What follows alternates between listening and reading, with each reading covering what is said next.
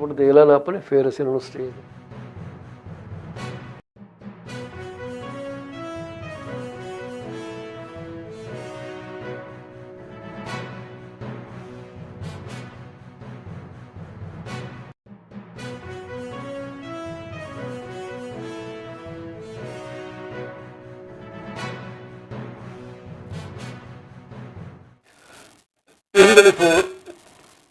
IPTV ਤੁਹਾਡਾ ਬਹੁਤ ਬਹੁਤ ਸਵਾਗਤ ਹੈ ਜੀ। ਸਾਡਾ ਆਡੀਓ ਥੋੜੀ ਗੜਬੜ ਆ ਰਹੀ ਹੈ, ਅਸੀਂ ਹੁਣੇ ਮੁੜ ਕੇ ਵਾਪਸ ਆ ਰਹੇ ਜਾ ਰਹੇ ਕਿਧਰੇ।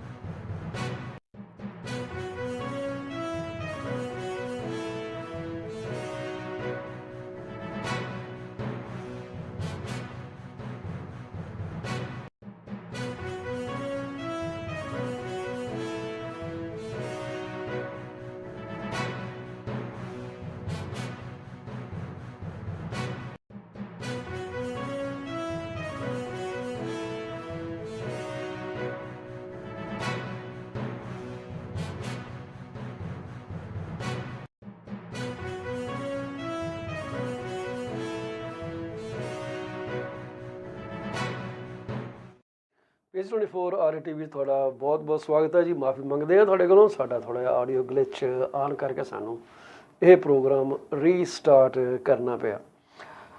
ਅਸੀਂ ਤੁਹਾਡੇ ਨਾਲ ਹੁਣ 1 ਘੰਟਾ ਰਹਾਂਗੇ। ਮੇਰੇ ਨਾਲ ਜੁੜਨ ਜਾ ਰਹੇ ਹੈ ਸ਼੍ਰੀ ਮਦਨ ਚੌਹਾਨ ਜੀ, ਜਿਹੜੇ ਕਿ ਫਾਈਨੈਂਸ਼ੀਅਲ ਐਡਵਾਈਜ਼ਰ ਨੇ ਜੀ। ਕੰਮ ਬੜਾ ਸੋਹਣਾ ਕਰਦੇ ਆ, ਬੜਾ ਪੁਰਾਣਾ ਲੰਬਾ ਚੌੜਾ ਇਹਨਾਂ ਨੂੰ ਤਜਰਬਾ। ਸੋ ਜੇ ਤੁਹਾਨੂੰ ਕਦੇ ਇਹਨਾਂ ਦੀ ਜ਼ਰੂਰਤ ਪਵੇ ਤਾਂ 416 624 3210 'ਤੇ ਇਹਨਾਂ ਨੂੰ ਸੰਪਰਕ ਕੀਤਾ ਜਾ ਸਕਦਾ। ਸਾਡੇ ਨਾਲ ਕੱਲ੍ਹ ਸਰਬਜੀਤ ਲੁੱਦੜ ਆ ਕੇ ਜੁੜੇ ਸੀਗੇ ਪ੍ਰੋਗਰਾਮ ਦੇ ਵਿੱਚ, ਅਤੇ ਉਹਨਾਂ ਨੇ ਸਾਨੂੰ ਦੱਸਿਆ ਕਿ ਕੋਈ ਇੰਸ਼ੋਰੈਂਸ ਕੰਪਨੀ ਹੈ ਜਿਹੜੀ ਕਿ 1 ਸਾਲ ਵਾਸਤੇ ਤੁਹਾਨੂੰ 25% ਡਿਸਕਾਊਂਟ ਦੇ ਰਹੀ ਹੈ। ਸੋ ਮੈਂ ਤੁਹਾਨੂੰ ਸਲਾਹ ਦੇਣੀ ਚਾਹੂੰਗਾ ਕਿ ਸਰਬਜੀਤ ਜੀ ਨੂੰ ਤੁਸੀਂ ਰੀਚ ਆਊਟ ਕਰ ਲਓ 416 879 3039 ਦੇ ਉੱਤੇ, 416 879 3039 ਦੇ ਉੱਤੇ ਉਹਨਾਂ ਨੂੰ ਤੁਸੀਂ ਰਾਈਟ ਵੇ ਟੱਲੀ ਮਾਰੋ, ਕਿਉਂਕਿ ਇਹ ਇੱਕ ਬੜੀ ਚੰਗੀ ਉਹਨਾਂ ਕੋਲ ਕੰਪਨੀ ਹੈ ਜਿਹਨੇ ਕਿ ਤੁਹਾਨੂੰ 25% ਡਿਸਕਾਊਂਟ ਦਿੱਤਾ ਫੋਰ 1 ਕੰਪਲੀਟ ਈਅਰ। ਅੱਗੇ ਗੱਲ ਅਸੀਂ ਕਰਾਂਗੇ ਆਪਣੇ ਕੁਛ ਮਾਰਕੀਟ ਦੇ ਫਿਊਚਰ ਦੀ, ਕਿ ਆਊਟਲੁੱਕ ਕੀ ਕਹਿੰਦੀ ਆ। Toronto regional real estate board ਵੱਲੋਂ ਕੁਛ ਡੇਟਾ ਕੰਪਾਈਲ ਕੀਤਾ ਗਿਆ, ਅਸੀਂ ਤੁਹਾਡੇ ਨਾਲ ਸਾਂਝਾ ਕਰਾਂਗੇ। ਸੋ ਅੱਜ ਪੂਰਾ ਸਾਂਝਾ ਨਹੀਂ ਕਰਾਂਗੇ, ਪਰ ਅਸੀਂ over the few days will keep continuing it. ਕੋਈ 45 ਸਲਾਈਡਸ ਨੇ। ਪ੍ਰੋਗਰਾਮ 'ਚ ਅੱਗੇ ਵਧਣ ਤੋਂ ਪਹਿਲਾਂ ਅਸੀਂ ਆਪਣੇ ਸਾਰੇ ਦਰਸ਼ਕਾਂ ਦਾ ਸਵਾਗਤ ਕਰਦੇ ਹਾਂ, ਤੁਹਾਨੂੰ ਮੁਬਾਰਕਬਾਦ ਦਿੰਦੇ ਹਾਂ PC24 IPTV ਵੱਲੋਂ, ਸਾਡੇ ਸਾਰੇ ਗੈਸਟ ਵੱਲੋਂ, ਸਾਡੇ ਸਾਰੇ ਅਦਾਰੇ ਵੱਲੋਂ। ਜੇ ਤੁਸੀਂ ਅੱਜ ਆਪਣਾ ਜਨਮ ਦਿਨ ਮਨਾ ਰਹੇ ਹੋ, ਸਾਲਗਿਰਾ ਮਨਾ ਰਹੇ ਹੋ, ਤੁਹਾਡੇ ਘਰ ਬੱਚੇ ਦਾ ਆਗਮਨ ਹੋਇਆ, ਬਹੁਤ ਖੁਸ਼ੀ ਦੀ ਗੱਲ ਆ ਜੀ। ਤੁਸੀਂ ਆਪਣੇ ਮਕਾਨ ਦੀ ਕਲੋਜ਼ਿੰਗ ਕਰਾ ਲਿੱਤੀ ਹੈ, ਮੈਂ ਕਹਿੰਦਾ ਜੀ ਕਿਆ ਕਹਿਣੇ। ਅਤੇ ਜੇ ਤੁਸੀਂ ਆਪਣੀ ਆਮਦਨ ਨੂੰ ਇੱਕ ਢੁਕਵੀਂ ਇੰਸ਼ੋਰੈਂਸ ਪਾਲਿਸੀ ਲੈ ਕੇ ਸੁਰੱਖਿਅਤ ਕਰ ਲਿੱਤਾ ਤਾਂ ਕਿ ਤੁਹਾਡੇ ਜਿਹੜੇ ਬੱਚੇ ਹੈ ਉਹਨਾਂ ਨੂੰ ਕੋਈ ਦਿੱਕਤ ਨਾ ਆਏ, ਤਾਂ ਮੈਂ ਕਹੂੰਗਾ ਜੀ ਤੁਸੀਂ ਗੰਗਾ ਨਹਾਏ। ਸੋ ਕੁਇਕਲੀ ਤੁਹਾਡੇ ਨਾਲ ਕੁਛ ਸਲਾਈਡਾਂ ਸਾਂਝੀਆਂ ਕਰਨੇ ਚਾਹੂੰਗਾ ਮੈਂ ਆਊਟਲੁੱਕ ਦੀਆਂ। ਇਹ ਜਿਹੜਾ ਡੇਟਾ ਹੈਗਾ ਜੀ Toronto regional real estate board ਵੱਲੋਂ ਇਹ ਬਣਾਇਆ ਗਿਆ, ਇਹਦਾ ਸਾਡੇ ਨਾਲ ਕੋਈ ਲੈਣਾ ਦੇਣਾ ਨਹੀਂ ਗਾ। ਸੋ ਅਸੀਂ ਇੱਕ ਵਾਰੀ ਤੁਹਾਡੇ ਅੱਗੇ ਆਪਣਾ ਡਿਸਕਲੇਮਰ ਰੱਖ ਦਈਏ ਕਿ ਜਿਹੜੇ ਵੀ ਸਾਡੇ ਵਿਊਜ਼ ਵਗੈਰਾ ਇੱਥੇ ਸ਼ੇਅਰ ਕੀਤੇ ਜਾਂਦੇ ਆ ਉਹ ਜਾਂ ਤਾਂ ਆਪਣੇ ਸਾਡੇ ਗੈਸਟਾਂ ਦੇ ਵਿਚਾਰ ਹੁੰਦੇ ਆ, ਜਾਂ ਅਸੀਂ ਡੇਟਾ ਸ਼ੇਅਰ ਕਰਦੇ ਹਾਂ ਕੁਛ ਪ੍ਰੋਮੀਨੈਂਟ ਨਿਊਜ਼ ਸੋਰਸਿਸ ਤੋਂ, ਜਿਨ੍ਹਾਂ ਨੂੰ ਅਸੀਂ ਬੜਾ ਐਕੂਰੇਟ ਸਮਝਦੇ ਹਾਂ, ਜਾਂ ਫਿਰ ਅਸੀਂ ਉਹਨਾਂ ਚੀਜ਼ਾਂ ਦੀ ਗੱਲ ਕਰਦੇ ਹਾਂ ਜਿਨ੍ਹਾਂ ਦਾ ਡੇਟਾ ਸਾਨੂੰ ਪਤਾ ਕਿ ਸਹੀ ਥਾਂ ਤੋਂ ਆਇਆ। Hi Matt, thank you very much for stopping my brother, thank you very much, and you too have a very happy and blessed day. Awesome, you are an amazing guy, and I'm waiting for you to join our broadcast someday sooner. So Matt is a great friend, and he is a remaxer and very great person in industry. So with that thought in mind, I would like to share what I have here. which this is an outlook compiled by Toronto Regional Real Estate Board and is being presented the way it came to us. So in what this is saying, if you look at this graph, so there are two sections to it. 416, this is Toronto. 905 is rest of Toronto. So this slide basically talks about the likelihood of listing home for sale. So percent likely to list homes in the next year, which is this year. So in 416, 46% of people are likely to list their home this time. And in 905, that is rest of GTA, is 30%. So rest of GTA is still very cautious. And on the other side, when you talk about very likely, they're not guaranteed yet, but they're very likely to put their home for sale. And in Toronto, it is 21%, and rest of GTA, it is 8%. So if you look at this, this is the trend coming in. And from that, they pointed out that this is what is going to happen. So fall 2023 ended up at 37% and 14%. So this is going to pick up in this year. There is one slide that was shared with us, and we are happy to share it with you. And the second slide that you're looking at, this basically tells why people will sell. So look at the reasons here, and you will be amazed how things are going to move.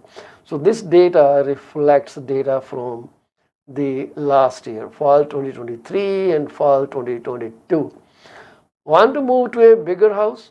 I want to make money, profit, buying another home. So 23, 22, 21%, these are the biggest chunk of home sellers. So they have gone up from last year. If you look up 2017 and 20%. I want to move to a different neighborhood, city, province, 18% came down. People are staying put. My life, family is changing, 18%. I can get a good price for my home right now, came down in 2023 by 1%. I cannot afford the expenses / taxes. So you will see it might go up by 6 points.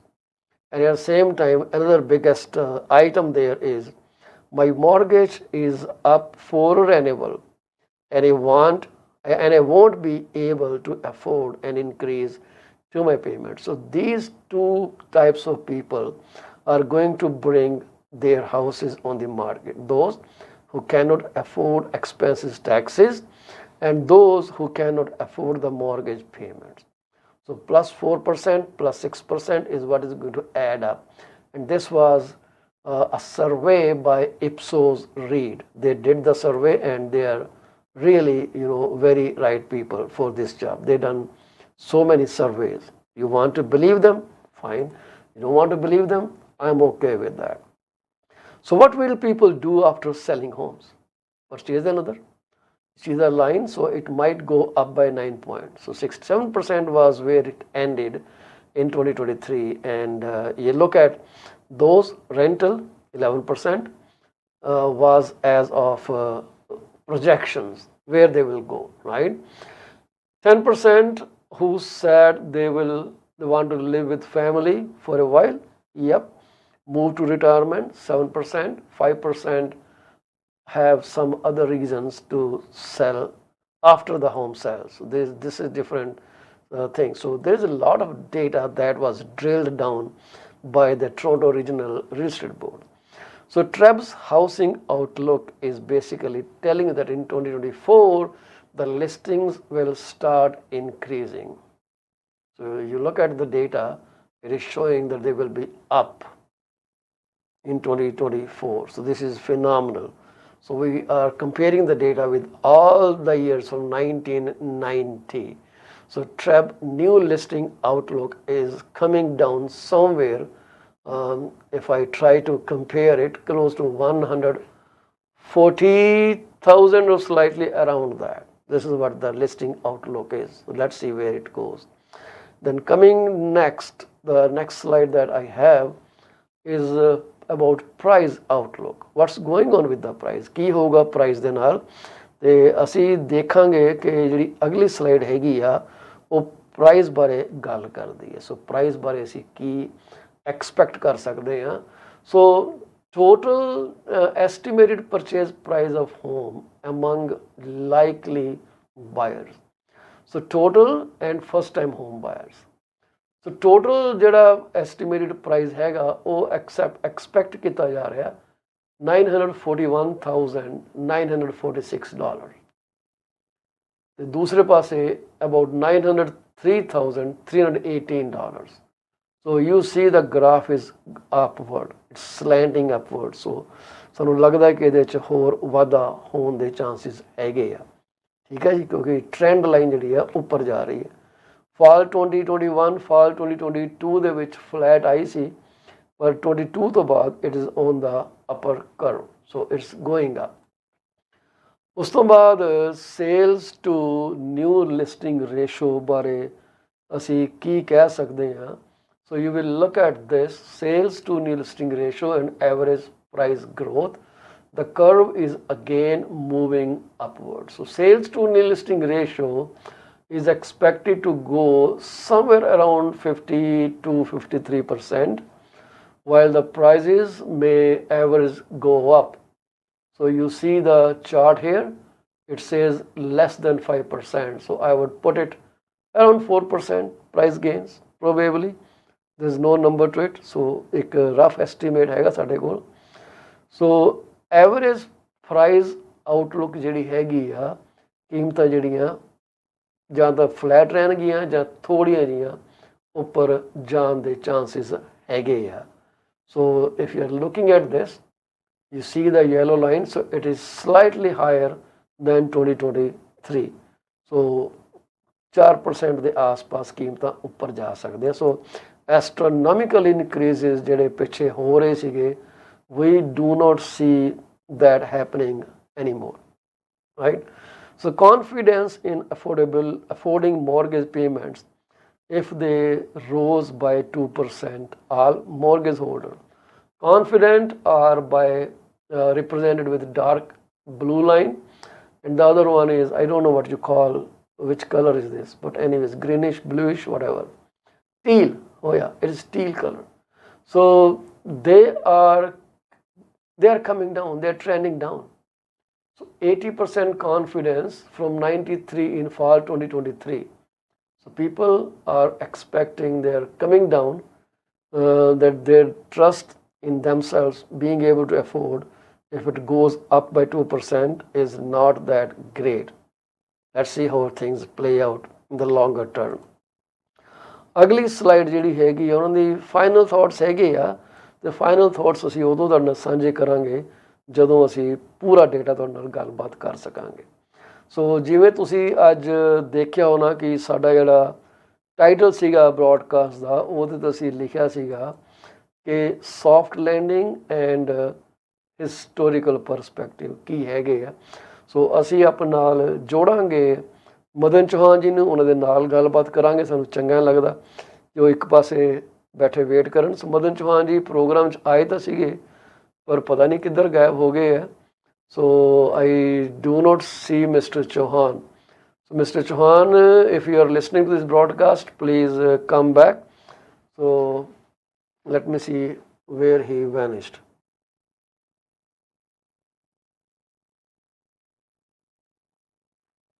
Okay, so ਉਹਨਾਂ ਦੇ ਕਹਿੰਦੇ network ਨੂੰ ਕੁਛ ਹੋ ਗਿਆ। ਸੋ ਮਦਨ ਚੌਹਾਨ ਜੀ ਨੂੰ ਤੁਸੀਂ ਕਾਲ ਕਰ ਸਕਦੇ ਹੋ ਫਾਈਨੈਂਸ਼ੀਅਲ ਐਡਵਾਈਸ ਵਾਸਤੇ 4166623210 ਦੇ ਉੱਤੇ, ਤੇ ਉਹਨਾਂ ਦੇ ਨਾਲ ਤੁਸੀਂ ਕੋਈ ਵੀ ਫਾਈਨੈਂਸ਼ੀਅਲ ਮਸ਼ਵਰਾ ਲੈ ਸਕਦੇ ਹੋ। ਦੂਸਰੀ ਗੱਲ ਅਸੀਂ ਇੱਕ ਵਾਰੀ ਫੇਰ ਰਿਪੀਟ ਕਰ ਦੇਣੀ ਚਾਹਾਂਗੇ ਕਿ ਸਰਬਜੀਤ ਲੁੱਦੜ ਜੀ ਨੂੰ ਤੁਸੀਂ ਰੀਚ ਆਊਟ ਕਰ ਲੈਣਾ, ਕਿਉਂਕਿ ਉਹਨਾਂ ਦੇ ਕੋਲ ਇੱਕ ਇੰਸ਼ੋਰੈਂਸ ਕੰਪਨੀ ਆਈ ਹੈ ਜਿਹੜੀ 25% ਡਿਸਕਾਊਂਟ ਦੇ ਰਹੀ ਹੈ। At this time you can get 25% discount for 1 full year. It's a big discount, guys. So ਤੁਸੀਂ ਉਹਨਾਂ ਨਾਲ ਡਿਸਕਸ ਕਰ ਲਓ and see if this is something you would like to get.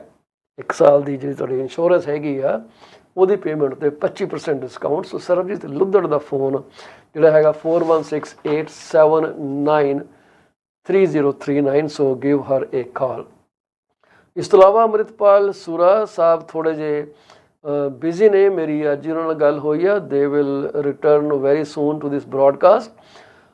Abbotsford BC ਦੇ ਵਿੱਚ ਤੁਸੀਂ ਕੋਈ ਟ੍ਰਾਂਜੈਕਸ਼ਨ ਕਰਨੀ ਹੈ, ਰੀਅਲ ਸਟੇਟ ਦੀ ਖਰੀਦੋ ਫਰੋਖਤ ਕਰਨੀ ਹੈ, ਕਿਰਾਏ 'ਤੇ ਚੜਾਉਣੀ ਹੈ, ਜਾਂ ਫਿਰ ਤੁਸੀਂ ਆਪਣਾ ਰੈਂਟ 'ਤੇ ਕਰਨੀ ਹੈ ਜਾਂ ਲੈਣੀ ਆ, 7789991531। So please give Amritpal Sura a call. So feel free to give him a shot and try him out. He is really very good. Rupali Gulati is from Synergy Immigration. ਉਹਨਾਂ ਦਾ ਜਿਹੜਾ ਤਜਰਬਾ immigration ਦੇ ਵਿੱਚ ਉਹ ਬਹੁਤ ਹੀ ਲੰਬਾ ਚੌੜਾ। ਉਹਨਾਂ ਨੂੰ ਤਕਰੀਬਨ 23 ਸਾਲ ਤੋਂ ਜ਼ਿਆਦਾ ਇਸ ਇੰਡਸਟਰੀ 'ਚ ਹੋ ਗਏ। ਸੋ ਉਹਨਾਂ ਨੂੰ ਤੁਸੀਂ ਰੀਚ ਆਊਟ ਕਰ ਲਿਓ। ਫੋਨ ਨੰਬਰ ਸਾਡੇ ਜਿਹੜੇ ਇਸ ਸਾਈਡ ਦੇ ਉੱਤੇ ਸਾਡੇ ਜਿਹੜੇ ਤੁਹਾਡੇ ਇੱਧਰਲੇ ਪਾਸੇ ਤੁਹਾਡੇ ਥੱਲੇ ਕਾਰਡ ਆਉਂਦੇ ਆ, ਇਹਨਾਂ ਦੇ ਵਿੱਚ ਉਹਨਾਂ ਦੀ ਜਾਣਕਾਰੀ ਜਿਹੜੀ ਅਸੀਂ ਆਮ ਤੌਰ ਤੇ ਤੁਹਾਨੂੰ ਸਾਈਕਲ ਕਰਦੇ ਰਹਿੰਦੇ ਹਾਂ। So have a look at that.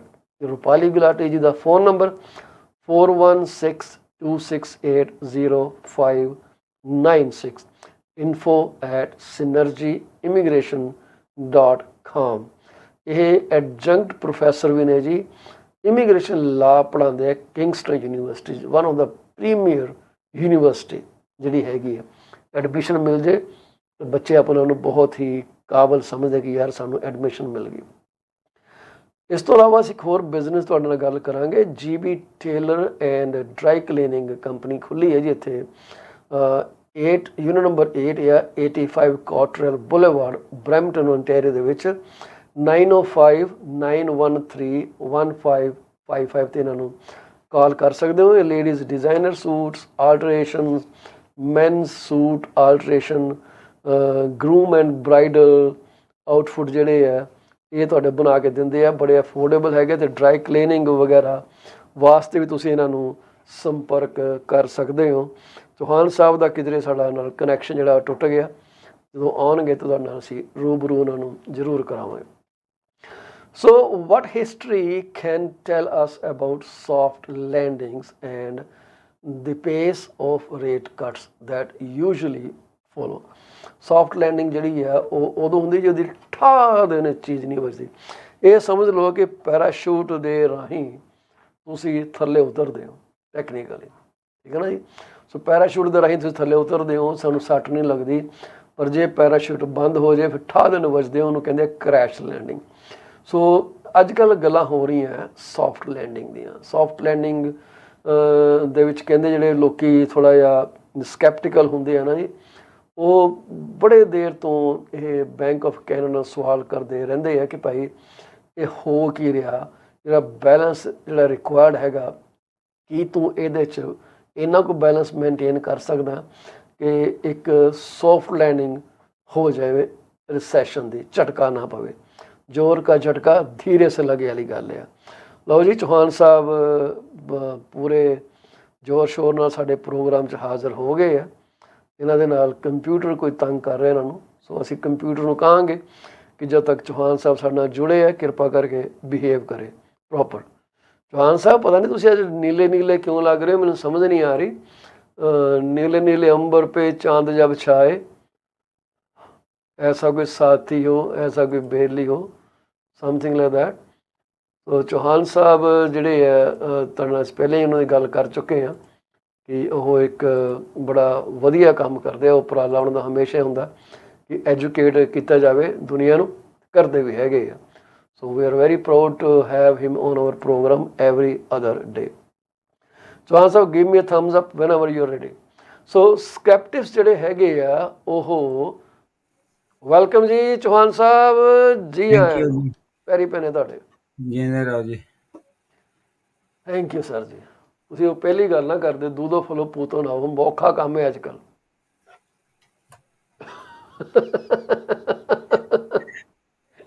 ਜੇ ਕੁਝ ਦਿੰਨੇ ਆ ਤੇ ਕਹਿੰਦੇ ਨਾ ਦਿਓ, ਜੇ ਨਹੀਂ ਦਿੰਦੇ ਕਹਿੰਦੇ ਦਿੰਦੇ ਨਹੀਂ। ਉਹ ਨਾ ਦਿਓ, ਮਹਿੰਗਾ ਕੰਮ ਹੈ, ਖਰਚੇ ਵਾਲਾ ਕੰਮ ਹੈ। ਸੋ ਜਿਹੜੇ ਆਪਣੇ ਇੰਡਸਟਰੀ ਦੇ ਲੋਕੀ ਹੈਗੇ ਆ, ਬੈਂਕ ਆਫ ਕੈਨੇਡਾ ਦੇ ਬਾਰੇ ਹੀ ਸੋਚਦੇ ਰਹੇ ਆ ਕਿ ਭਾਈ ਇਹ ਬੈਲੈਂਸ ਕਰੂਗਾ ਸਿਚੁਏਸ਼ਨ ਇਕੋਨਮੀ ਦੀ, ਕਿ ਲੋਕਾਂ ਨੂੰ ਜ਼ੋਰ ਕਾ ਝਟਕਾ ਨਾ ਲੱਗੇ। ਉਹ ਕਹਿੰਦੇ ਸੌਫਟ ਲੈਂਡਿੰਗ ਕਰਾ ਦੇ ਤਾਂ ਕਿ ਜ਼ੋਰ ਕਾ ਝਟਕਾ ਧੀਰੇ ਸੇ ਲੱਗੇ ਵਾਲੀ ਗੱਲ ਹੋ ਜਾਏ।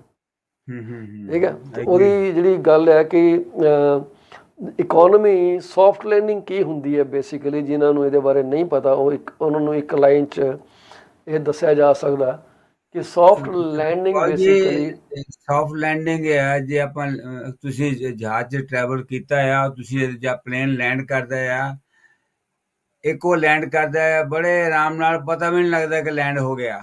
ਹਾਂਜੀ, ਇੱਕ ਝਟਕਾ ਇੰਨਾ ਪੈਂਦਾ ਕਿ ਬੰਦਾ ਪਿਛੇ ਸੀਟ ਤੇ ਬੈਠਾ ਮੁੱਢਲੀ ਸੀਟ ਤੇ ਆ ਜਾਂਦਾ ਹੈ ਜੀ। ਉਹੀ ਮੈਂ ਗੱਲ ਕੀਤੀ ਸੀਗੀ ਕਿ ਇੱਕ ਤਾਂ ਸਿਨੈਰੀਓ ਉਹ ਹੈ ਕਿ ਜਿੱਥੇ ਤੁਸੀਂ ਪੈਰਾਸ਼ੂਟ ਲਾ ਕੇ ਥੱਲੇ ਉਤਰਦੇ ਹੋ ਜੀ, ਦੂਸਰਾ ਉਹ ਹੈ ਕਿ ਜਦੋਂ ਪੈਰਾਸ਼ੂਟ ਨਾ ਖੁੱਲੇ ਫਿਰ ਉਦੋਂ ਡਿਪੈਂਡ ਕਰਦਾ ਕਿੰਨੀ ਉਚਾਈ ਤੇ ਬੰਦ ਹੋਇਆ ਪੈਰਾਸ਼ੂਟ।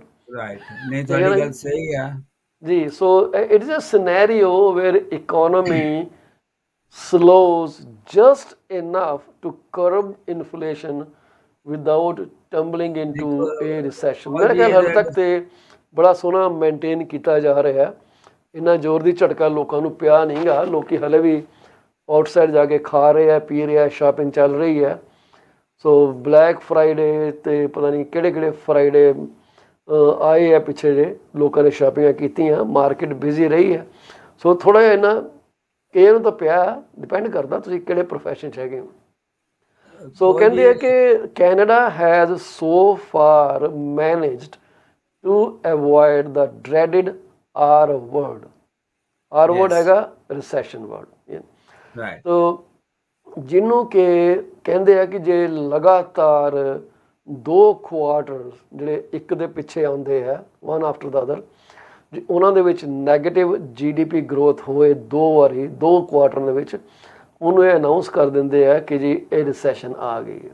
ਰਾਈਟ, ਪਰ ਇਹਨਾਂ ਨੇ ਹੁਣ ਪਤਾ ਨਹੀਂ ਪਿੱਛੇ ਜੇ ਕਿਹੜਾ ਫਾਰਮੂਲਾ ਲਗਾਇਆ ਕਿ ਜਦੋਂ ਤੀਜਾ ਕੁਆਰਟਰ ਨੈਗੇਟਿਵ ਗਿਆ ਤੇ ਇਹਨਾਂ ਨੇ ਕਿਹਾ ਜੀ ਨਹੀਂ ਦੂਜਾ ਕੁਆਰਟਰ ਵੀ ਨੈਗੇਟਿਵ ਸੀਗਾ, ਪਰ ਇਹਨਾਂ ਨੇ ਕਿਹਾ ਜੀ ਕੁਝ ਗੜਬੜ ਹੋ ਗਈ ਸੀ ਡਾਟਾ 'ਚ, ਤੇ ਇਹਨਾਂ ਨੇ ਫਿਰ ਉਹਨੂੰ ਪੋਜ਼ਿਟਿਵ ਕਰ ਦਿੱਤਾ, 0.6 ਪੋਜ਼ਿਟਿਵ ਕਰ ਦਿੱਤਾ ਸ਼ਾਇਦ, ਜੇ ਮੈਨੂੰ ਨੰਬਰ ਮੈਂ ਗਲਤ ਨਹੀਂ ਬੋਲ ਰਿਹਾ।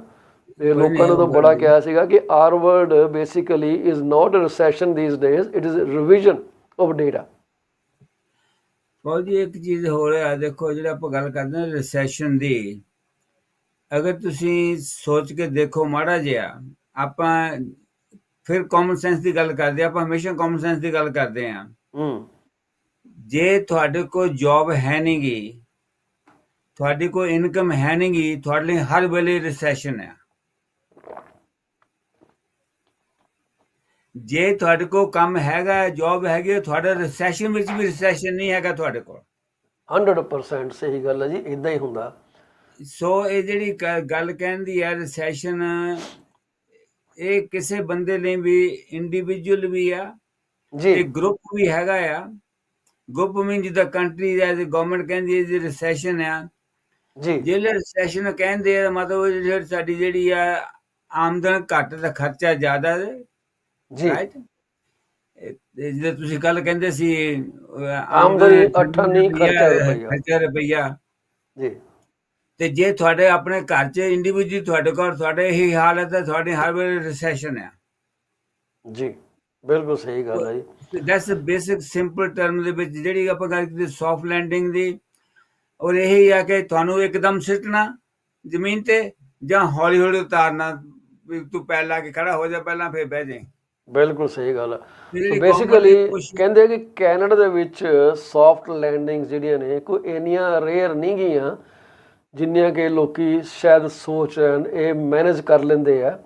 ਇਹ ਜਿਹੜੀ ਆਪਣੀ CIBS ਦੇ ਇਕੋਨੋਮਿਸਟ ਹੈਗੇ ਆ, ਐਵਰੀ ਸ਼ੈਨਫੈਲਡ ਐਂਡ ਐਲੀ ਜੈਫਰੀ, ਇਹਨਾਂ ਨੇ ਆਪਣੇ ਇੱਕ ਰੀਸੈਂਟ ਪੇਪਰ 'ਚ ਲਿਖਿਆ ਕਿ ਇਹਨਾਂ ਨੇ ਫਿਰ ਹਿਸਟੋਰੀਕਲ ਬੇਸ ਵੀ ਸਟੱਡੀ ਕੀਤਾ ਕਿ ਟਰੈਂਡ ਕੀ ਚੱਲਦਾ ਆ ਰਿਹਾ, ਕਿੱਦਾਂ ਇਹ ਸੌਫਟ ਲੈਂਡਿੰਗ ਅਤੇ ਰੇਟ ਕੱਟ ਦਾ ਕੀ ਹਿਸਾਬ ਕਿਤਾਬ ਹੈਗਾ।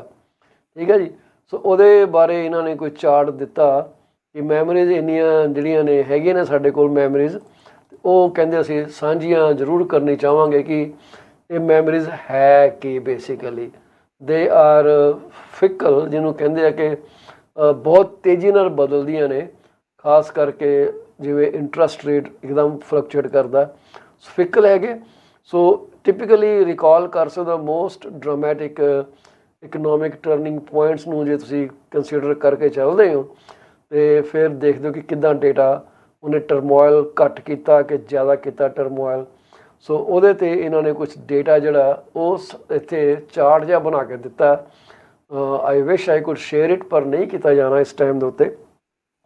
ਸੋ ਕਹਿੰਦੇ ਆ ਕਿ ਕੁਆਟਰ ਜਿਹੜਾ 4th ਆ 2014 ਦਾ, ਉਦੋਂ ਜਿਹੜੀ ਲੈਂਡਿੰਗ ਹੋਈ ਸੀ ਇਕੋਨਮੀ ਦੀ ਸੌਫਟਿਸ਼ ਸੀਗੀ। ਉਦੋਂ ਕੀ ਹੋਇਆ ਸੀਗਾ ਕਿ ਆਇਲ ਪ੍ਰਾਈਸ ਦਾ ਕ੍ਰੈਸ਼ ਹੋਇਆ ਸੀਗਾ। ਆਇਲ ਪ੍ਰਾਈਸ ਕ੍ਰੈਸ਼ ਹੋਏ ਸੀਗੇ। ਹੁਣ ਸਾਨੂੰ ਤਾਂ ਉਦੋਂ ਇੰਨੀ ਸਮਝ ਨਹੀਂ ਸੀ, ਡਾਟਾ ਨੂੰ ਇੰਨਾ ਕਦੇ ਸੋਚਿਆ ਨਹੀਂ ਗਾ ਕਿ ਇੱਦਾਂ ਦਾ ਹੈਗਾ। ਹਾਲਾਂਕਿ ਮੈਨੂੰ ਉਸ ਟਾਈਮ 'ਤੇ 5 ਕੁ ਸਾਲ ਰੀਅਲ ਐਸਟੇਟ 'ਚ ਹੋ ਗਏ ਸੀਗੇ, ਪਰ we never study data as we are studying these days on daily basis। ਤੇ ਬਿਲੋ ਨਿਊਟਰਲ ਰਹੇ ਜੀ ਆਫਟਰ 2 years, ਇਹ ਰੇਟ ਦੀ ਗੱਲ ਹੋ ਰਹੀ ਆ।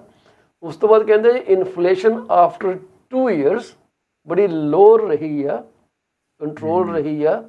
ਤੇ ਜਿਹੜਾ ਆਊਟਪੁੱਟ ਗੈਪ ਰਿਹਾ ਉਹ ਕਿ 2% ਰਿਹਾ, ਹੁਣ ਪਤਾ ਨਹੀਂ ਆਊਟਪੁੱਟ ਗੈਪ ਜਿਹੜਾ ਇਟ ਇਜ਼ ਟੂ ਕੰਪਲੀਕੇਟਡ ਜੀ। ਪਰ ਐਨੀਵੇਜ਼ 2006 ਦੇ ਵਿੱਚ ਸੈਕਿੰਡ ਕੁਆਰਟਰ ਹਾਰਡ ਕ੍ਰੈਸ਼ ਹੋਇਆ। ਡੋਮੈਸਟਿਕ ਡਿਮਾਂਡ ਜਿਹੜੀ ਸੀਗੀ ਉਹ ਬਹੁਤ ਵੱਧ ਗਈ ਤੇ ਗ੍ਰੋਸ ਫੋਰਨ ਕੰਜ਼ੰਪਸ਼ਨ ਦੇ ਨਾਲੋਂ। ਫਿਰ 2000 ਦੇ ਵਿੱਚ ਵੀ ਕੁਆਰਟਰ 4th ਦੇ ਵਿੱਚ ਹੋਇਆ ਸੌਫਟ, ਕੋਈ .com ਬਬਲ ਆਇਆ। ਯਾਦ ਆ ਤੁਹਾਨੂੰ ਜਦੋਂ 2000 ਕਹਿੰਦੇ ਸੀ ਕੰਪਿਊਟਰ ਜਿਹੜੇ ਕ੍ਰੈਸ਼ ਹੋ ਜਾਣਾ ਜੀ, ਆਹ ਹੋ ਜਾਣਾ ਜੀ, ਉਹ ਹੋ ਜਾਣਾ। I have experienced that। Y2K।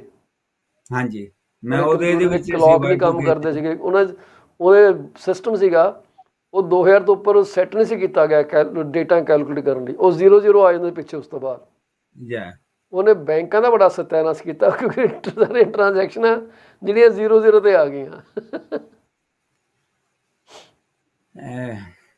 ਵੈਸੇ ਐਕਚੁਅਲੀ ਪੌਲ ਜੀ ਕੋਈ ਨੁਕਸਾਨ ਨਹੀਂ ਹੋਇਆ ਸੀ ਉਦੋਂ। I was involved for 5 years in the Y2K projects. ਰੌਲਾ ਬੜਾ ਪਿਆ ਸੀਗਾ, ਰੌਲਾ ਜ਼ਰੂਰ ਪਿਆ ਸੀ। ਕੰਪਿਊਟਰ ਬੜੇ ਵੀਕ ਸੀ, ਨਵੇਂ ਅਪਗ੍ਰੇਡ ਬੜੇ ਹੋਏ ਸੀਗੇ, ਬੈਂਕਾਂ ਨੇ ਸੌਫਟਵੇਅਰ ਅਪਗ੍ਰੇਡ ਕੀਤੇ ਸੀਗੇ ਉਸ ਟਾਈਮ ਦੇ ਉੱਤੇ, ਮੈਨੂੰ ਯਾਦ ਆ। ਔਰ ਮੇਰੇ ਲਾਈਫ ਦੇ 5 ਸਾਲ ਜਿਹੜੇ ਸੀਗੇ ਸੀ ਬਿਫੋਰ ਆਈ ਗੋਟ ਰਿਟਾਇਰਮੈਂਟ ਕੇ ਏਜ, ਲਾਈਕ ਬਿਫੋਰ 60 ਤੁਸੀਂ ਕਹਿ ਲਓ ਜੀ, ਮੈਂ US ਵਿੱਚ 5 ਸਾਲ ਇਸੇ ਕੰਮ ਤੇ ਲੱਗਾ ਹੋਇਆ ਸੀ ਜੀ, Y2K ਤੇ। ਅੱਛਾ, ਹਾਂਜੀ। ਔਰ ਪਤਾ ਨਹੀਂ ਕਿੰਨੀਆਂ ਕੰਪਨੀਆਂ ਜਿਵੇਂ ਜਾ ਕੇ ਪ੍ਰੋਜੈਕਟ ਕੀਤੇ ਆ, ਕੰਮ ਕੀਤਾ ਇਹਨੂੰ ਫਿਕਸ ਕਰਨ ਲਈ, ਪ੍ਰੋਗਰਾਮ ਸਾਰੇ ਚੇਂਜ ਕਰਨੇ ਨੇ। Wow. Right. So I was in IT before I came into the finances from 1970 ਤੋਂ ਲੈ ਕੇ 2000 ਤੱਕ ਤੁਸੀਂ ਕਹਿ ਲਓ। ਅੱਛਾ, ਹਾਂਜੀ, ਕੀ ਬਾਤ ਹੈ। ਤੁਸੀਂ ਪੂਰੇ ਟੈਕਨੋਕ੍ਰੈਟ ਰਹੇ ਹੋ ਉਸ ਵੇਲੇ। ਹਾਂਜੀ ਕੀਤਾ ਹੈ। ਮੈਂ 70 ਯੂਨੀਵਰਸਿਟੀ ਜੁਆਇਨ ਕੀਤੀ ਸੀ ਇੰਗਲੈਂਡ, ਪੋਰਟਸਮਾਊਥ ਯੂਨੀਵਰਸਿਟੀ 74 ਚ ਫਿਨਿਸ਼ ਕੀਤੀ ਸੀ ਮਾਈ BSc ਇਨ ਕੰਪਿਊਟਰ ਸਾਇੰਸ, ਜਦੋਂ ਕਿ ਵੈਰੀ ਰੇਅਰ ਸੀ। ਅੱਛਾ ਅੱਛਾ ਅੱਛਾ, ਮੈਨੂੰ ਪਤਾ ਮੈਂ ਆਪਣੇ ਕਾਲਜ ਇੱਕੋ ਸੀ ਏਸ਼ੀਅਨ। ਅੱਛਾ, ਹਾਂਜੀ, ਫੈਂਟਾਸਟਿਕ, ਵੈਰੀ ਨਾਈਸ ਜੀ।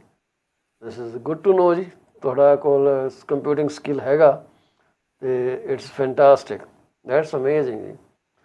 ਸੋ ਗੁੱਡ ਹੈ ਜੀ, ਤੁਸੀਂ ਇੱਕ ਬੜਾ ਕੰਟਰੀਬਿਊਟ ਕੀਤਾ ਉਸ, ਬੜਾ ਮੈਨੂੰ ਪਤਾ ਉਦੋਂ that was very dangerous timing.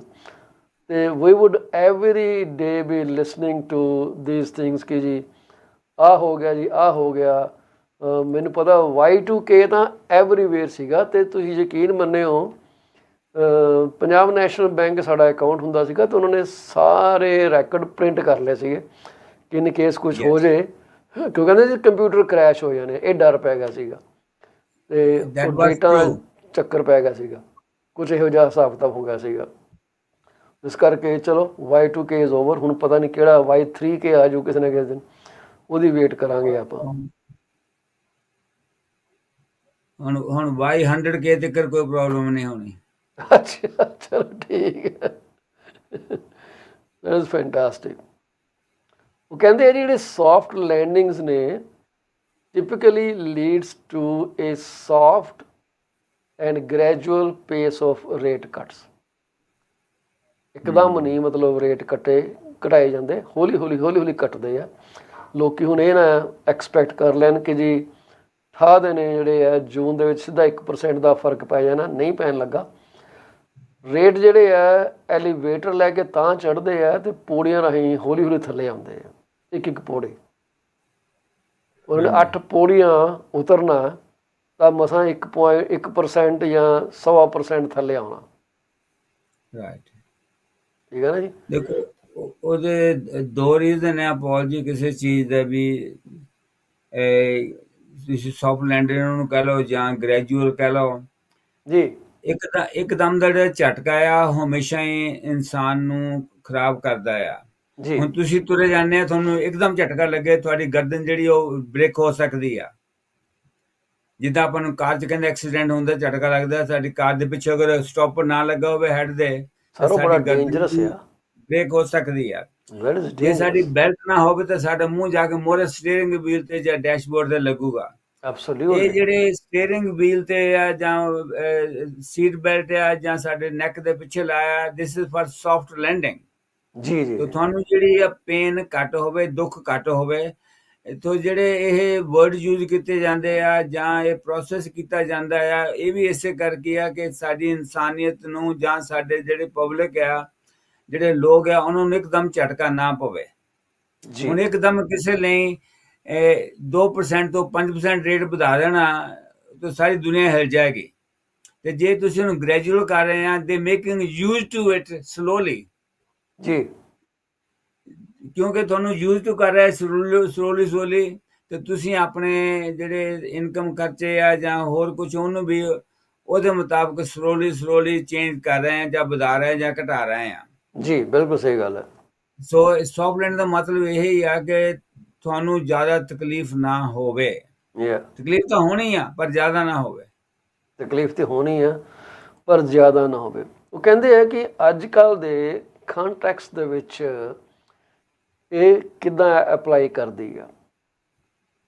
Average ਤੌਰ 'ਤੇ ਦੇਖਿਆ ਜਾਵੇ, ਜਿਹੜਾ ਸਕੈਨਰ ਦੇ ਵਿੱਚ ਜਿਹੜੇ ਇਹ ਸਾਈਕਲ ਘਟਦੇ ਆ, ਤੁਹਾਡੇ ਮਤਲਬ ਸੌਫਟ ਲੈਂਡ ਦੀ ਗੱਲ ਕਰਦੇ ਹਾਂ ਆਪਾਂ, ਹੌਲੀ ਹੌਲੀ ਜਾਂਦੀ ਆ। ਇਹ ਕਹਿੰਦਾ ਇਹਨੂੰ ਤਕਰੀਬਨ 6 ਕੁਆਟਰ, 6 ਤੀਆ 18 ਮਹੀਨੇ ਜਿਹੜੇ ਆ ਲੱਗ ਜਾਂਦੇ ਆ। ਵੈਸੇ ਵੀ ਕਹਿੰਦੇ ਜੋ ਰੇਟ ਉੱਪਰ ਨੀਚੇ ਹੁੰਦੇ ਆ ਤਾਂ ਉਹਨੂੰ ਐਡਜਸਟ ਹੁੰਦੇ 12 ਤੋਂ 18 ਮਹੀਨੇ ਦਾ ਟਾਈਮ ਲੱਗਦਾ। ਲੈਗਡ ਇਫੈਕਟ ਜਿਹੜਾ ਜੀ ਇਹ ਬੜਾ ਸੋਚਣ ਵਾਲੀ ਗੱਲ ਆ। ਜਿਵੇਂ ਪਲੇਨ ਨੂੰ ਤੁਸੀਂ ਮੰਨ ਲਓ ਕਿਸੇ ਏਅਰਪੋਰਟ 'ਤੇ ਲੈਂਡ ਕਰਨਾ, ਤੁਹਾਨੂੰ ਪਤਾ ਹੁੰਦਾ ਕਿ ਵੀ ਇੰਨੀ ਸਪੀਡ 'ਤੇ ਇਹਨੂੰ ਇੱਥੇ ਟੱਚ ਕਰਨਾ ਤਾਂ ਇਸ ਤੋਂ ਪਹਿਲਾਂ ਮੈਂ ਸਪੀਡ ਕਿੱਥੇ ਘਟਾਉਣੀ ਆ। ਜੇ ਪਹਿਲੇ ਸਪੀਡ ਘਟਾਤੀ ਉਹ ਕ੍ਰੈਸ਼ ਲੈਂਡ ਹੋ ਜਾਣੀ ਆ, ਕਿਉਂਕਿ ਉਹ ਏਅਰਪੋਰਟ ਤੋਂ ਪਹਿਲਾਂ ਹੀ ਆ ਜਾਣਾ ਉਹਨੇ, ਕਿਉਂਕਿ ਉਹਦੀ ਆਲਟੀਟਿਊਡ ਤੇ ਉਹਦੀ ਸਪੀਡ ਦੋਨੇ ਵੇਰੀ ਹੁੰਦੀਆਂ ਉਹਦੀਆਂ ਪਲੇਨ ਦੀਆਂ। ਸਿਮਿਲਰ ਸਿਨੈਰੀਓ ਜਿਹੜਾ ਤੁਹਾਡਾ ਇਕੋਨਮੀ ਨੂੰ ਕੰਟਰੋਲ ਕਰਨ 'ਤੇ ਲੱਗਦਾ। ਹੁਣ ਸਮਝ ਲਓ ਟਿਫ ਮੈਕਲਮ ਸਾਹਿਬ ਪਾਇਲਟ ਨੇ, ਇਕੋਨਮੀ ਦਾ ਜਹਾਜ਼ ਉਡਾ ਰਹੇ ਆ, ਉਹਨਾਂ ਨੂੰ ਪਤਾ ਕਿ ਮੈਂ 2% 'ਤੇ ਆ ਕੇ ਰੁਕਣਾ, ਅਤੇ ਉਹਨਾਂ ਨੂੰ ਇਹ ਵੀ ਪਤਾ ਕਿ 2% 'ਤੇ ਰੁਕਣ ਦਾ ਮਤਲਬ ਇਹ ਨਹੀਂ ਆ ਕਿ 2% 'ਤੇ ਉਹਨਾਂ ਨੇ ਬ੍ਰੇਕਾਂ ਲਾਉਣੀਆਂ। ਉਹਨਾਂ ਨੇ ਪਿੱਛੋਂ ਲਾਉਣੇ ਸ਼ੁਰੂ ਕਰ ਦੇਣੇ ਬ੍ਰੇਕਾਂ ਤਾਂ ਕਿ ਹੌਲੀ ਹੌਲੀ 2% 'ਤੇ ਆ ਕੇ ਗੱਡੀ ਰੁਕ ਜਾਏ। ਆ ਜੀ ਤੁਹਾਨੂੰ ਉਹ ਸ਼ੇਅਰ ਕਰਦੀ ਇਹ ਗੱਲ ਤੁਸੀਂ ਹੁਣ ਕੀਤੀ ਹੈ ਲੈਂਡਿੰਗ ਦੀ, ਪਲੇਨ ਦੀ। ਆਪਾਂ ਪਲੇਨ ਵਿੱਚ ਉਡਾ ਚੁੱਕੇ ਹਾਂ। ਰਹਿਣ ਦਿਓ ਚੌਹਾਨ ਸਾਹਿਬ, ਤੁਸੀਂ ਇੱਦਾਂ ਹੀ ਛੱਡੀ ਮੈਂ ਜਾਂਦੇ ਕਰ ਚੁੱਕਾ ਜੀ। ਮੈਂ 12 ਲੈਸਨ ਲਏ ਸੀ ਸਿੰਗਲ ਇੰਜਨ ਪਲੇਨ ਤੇ। I have flown few hundred miles, not Really? lot but few hundred miles। ਤੁਸੀਂ ਕਿਹੜੀ ਚੀਜ਼ ਨਹੀਂ ਕੀਤੀ ਮੈਨੂੰ ਉਹਦੇ ਬਾਰੇ ਦੱਸੋ। ਪਤਾ ਨਹੀਂ ਮੈਨੂੰ, ਨਹੀਂ ਐਕਸਪੀਰੀਅੰਸ ਕਰ ਚੁੱਕਾ ਮੈਂ ਇਸ ਗੱਲ ਦਾ, ਔਰ ਉਸ ਗੱਲ ਦਾ ਮੈਂ ਪ੍ਰਾਊਡ ਹਾਂ ਕਿ ਮੈਨੂੰ ਨੌਲੇਜ ਹੈ ਕੁਛ। Fantastic, that is phenomenal, that is phenomenal sir। And that I did at the age of 60। Hats off to you ਜੀ, fantastic। At the age of 60 ਮੈਂ ਕੀਤਾ। 59 ਦੇ ਵਿੱਚ ਮੈਂ age of 59 started learning in You America। like adrenaline pumping through your blood? I don't know who is ਤੁਹਾਨੂੰ that. Adrenaline ਦਾ rush ਚਾਹੀਦਾ basically. ਕਹਿੰਦੇ you need to get high. ਤੁਹਾਡੇ ਲਈ ਹਾਈ ਜਿਹੜਾ ਇਹ ਐਡਵੈਂਚਰ ਹੋ ਗਿਆ। ਹਾਂਜੀ। ਤੇ ਮੈਂ ਵੈਸੇ ਸਰਬਜੀਤ ਨਾਲ ਗੱਲ ਕਰੂੰਗਾ ਜਦੋਂ ਅਗਲੀ ਵਾਰੀ ਆਉਂਦੀ ਆ ਕਿ ਜੇ ਤੁਸੀਂ ਲਾਈਫ ਇੰਸ਼ੋਰੈਂਸ ਲਿੱਤੀ ਹੋਈ ਆ and if you engage in dangerous adventurous games, life insurance policy the claim ਤੁਹਾਨੂੰ ਨਾ ਵੀ ਮਿਲ ਸਕਦਾ ਕਿ they can refuse the claim ਕਿ ਭਾਈ ਤੁਹਾਡਾ ਪ੍ਰੋਫਾਈਲ ਜਿਹੜਾ ਸੀ ਉਹ ਪਾਇਲਟ ਬਣਨ ਦਾ ਜੇ ਹੈਗਾ ਤੇ ਭਾਈ ਸਤਿ ਸ੍ਰੀ ਅਕਾਲ ਆ, ਅਸੀਂ ਉਹਨੂੰ ਮਾਈਨਸ ਕਰਦਾ। Better reconsider your insurance. Reconsider your insurance. ਜੇ ਤੁਸੀਂ ਰੈਗੂਲਰ ਫਲਾਇਰ ਵੀ ਹੈਗੇ ਹੋ ਤਾਂ ਵੀ ਉਹ ਕਹਿੰਦੇ ਵੀ ਤੁਹਾਨੂੰ ਸੋਚਣਾ ਪੈਣਾ, ਤੁਸੀਂ ਤਾਂ ਰੋਜ਼ ਹੀ ਜਹਾਜ਼ 'ਤੇ ਚੜ੍ਹੇ ਰਹਿੰਦੇ ਹੋ and that enhance is the risk. So ਇਸ ਕਰਕੇ ਇਹ ਚੀਜ਼ਾਂ ਸੋਚਣੀਆਂ ਚਾਹੀਦੀਆਂ ਲੋਕਾਂ ਨੂੰ ਕਿ ਭਾਈ ਕਰਨਾ ਕੀ ਹੈ। ਸੋ ਐਨੀਵੇਜ਼ ਕਹਿੰਦੇ ਜੀ ਜਿਹੜੇ ਹੁਣ ਦੇ ਹਾਲਾਤ ਚੱਲ ਰਹੇ ਆ, ਮੌਜੂਦਾ ਹਾਲਾਤ ਜਿਹਦੇ ਨਾਲ ਕਿ ਬੈਂਕ ਆਫ ਕੈਨੇਡਾ ਨੂੰ ਘੱਟੋ ਘੱਟ ਜਿਹੜੇ ਰੇਟ 2.5% ਤੋਂ 3% ਦੀ ਰੇਂਜ 'ਚ ਲੈ ਕੇ ਆਉਣੇ ਆ, ਇਹ ਹੋਊਗਾ ਕੋਈ 2025 ਦੇ ਐਂਡ ਤੱਕ। ਸਲੋ ਲੈਂਡਿੰਗ ਹੋਣੀ ਆ। ਸੋ ਇਹਦਾ ਮਤਲਬ ਹੈ ਕਿ ਜਿਹੜੀ ਮਿਡ ਈਜ਼ਿੰਗ ਨੂੰ ਐਕਸਪੈਕਟ ਕੀਤਾ ਜਾ ਰਿਹਾ ਕਿ ਇਹ ਪਹਿਲੀ ਐਡਜਸਟਮੈਂਟ ਕਰਨਗੇ ਰੇਟਾਂ ਦੇ ਵਿੱਚ।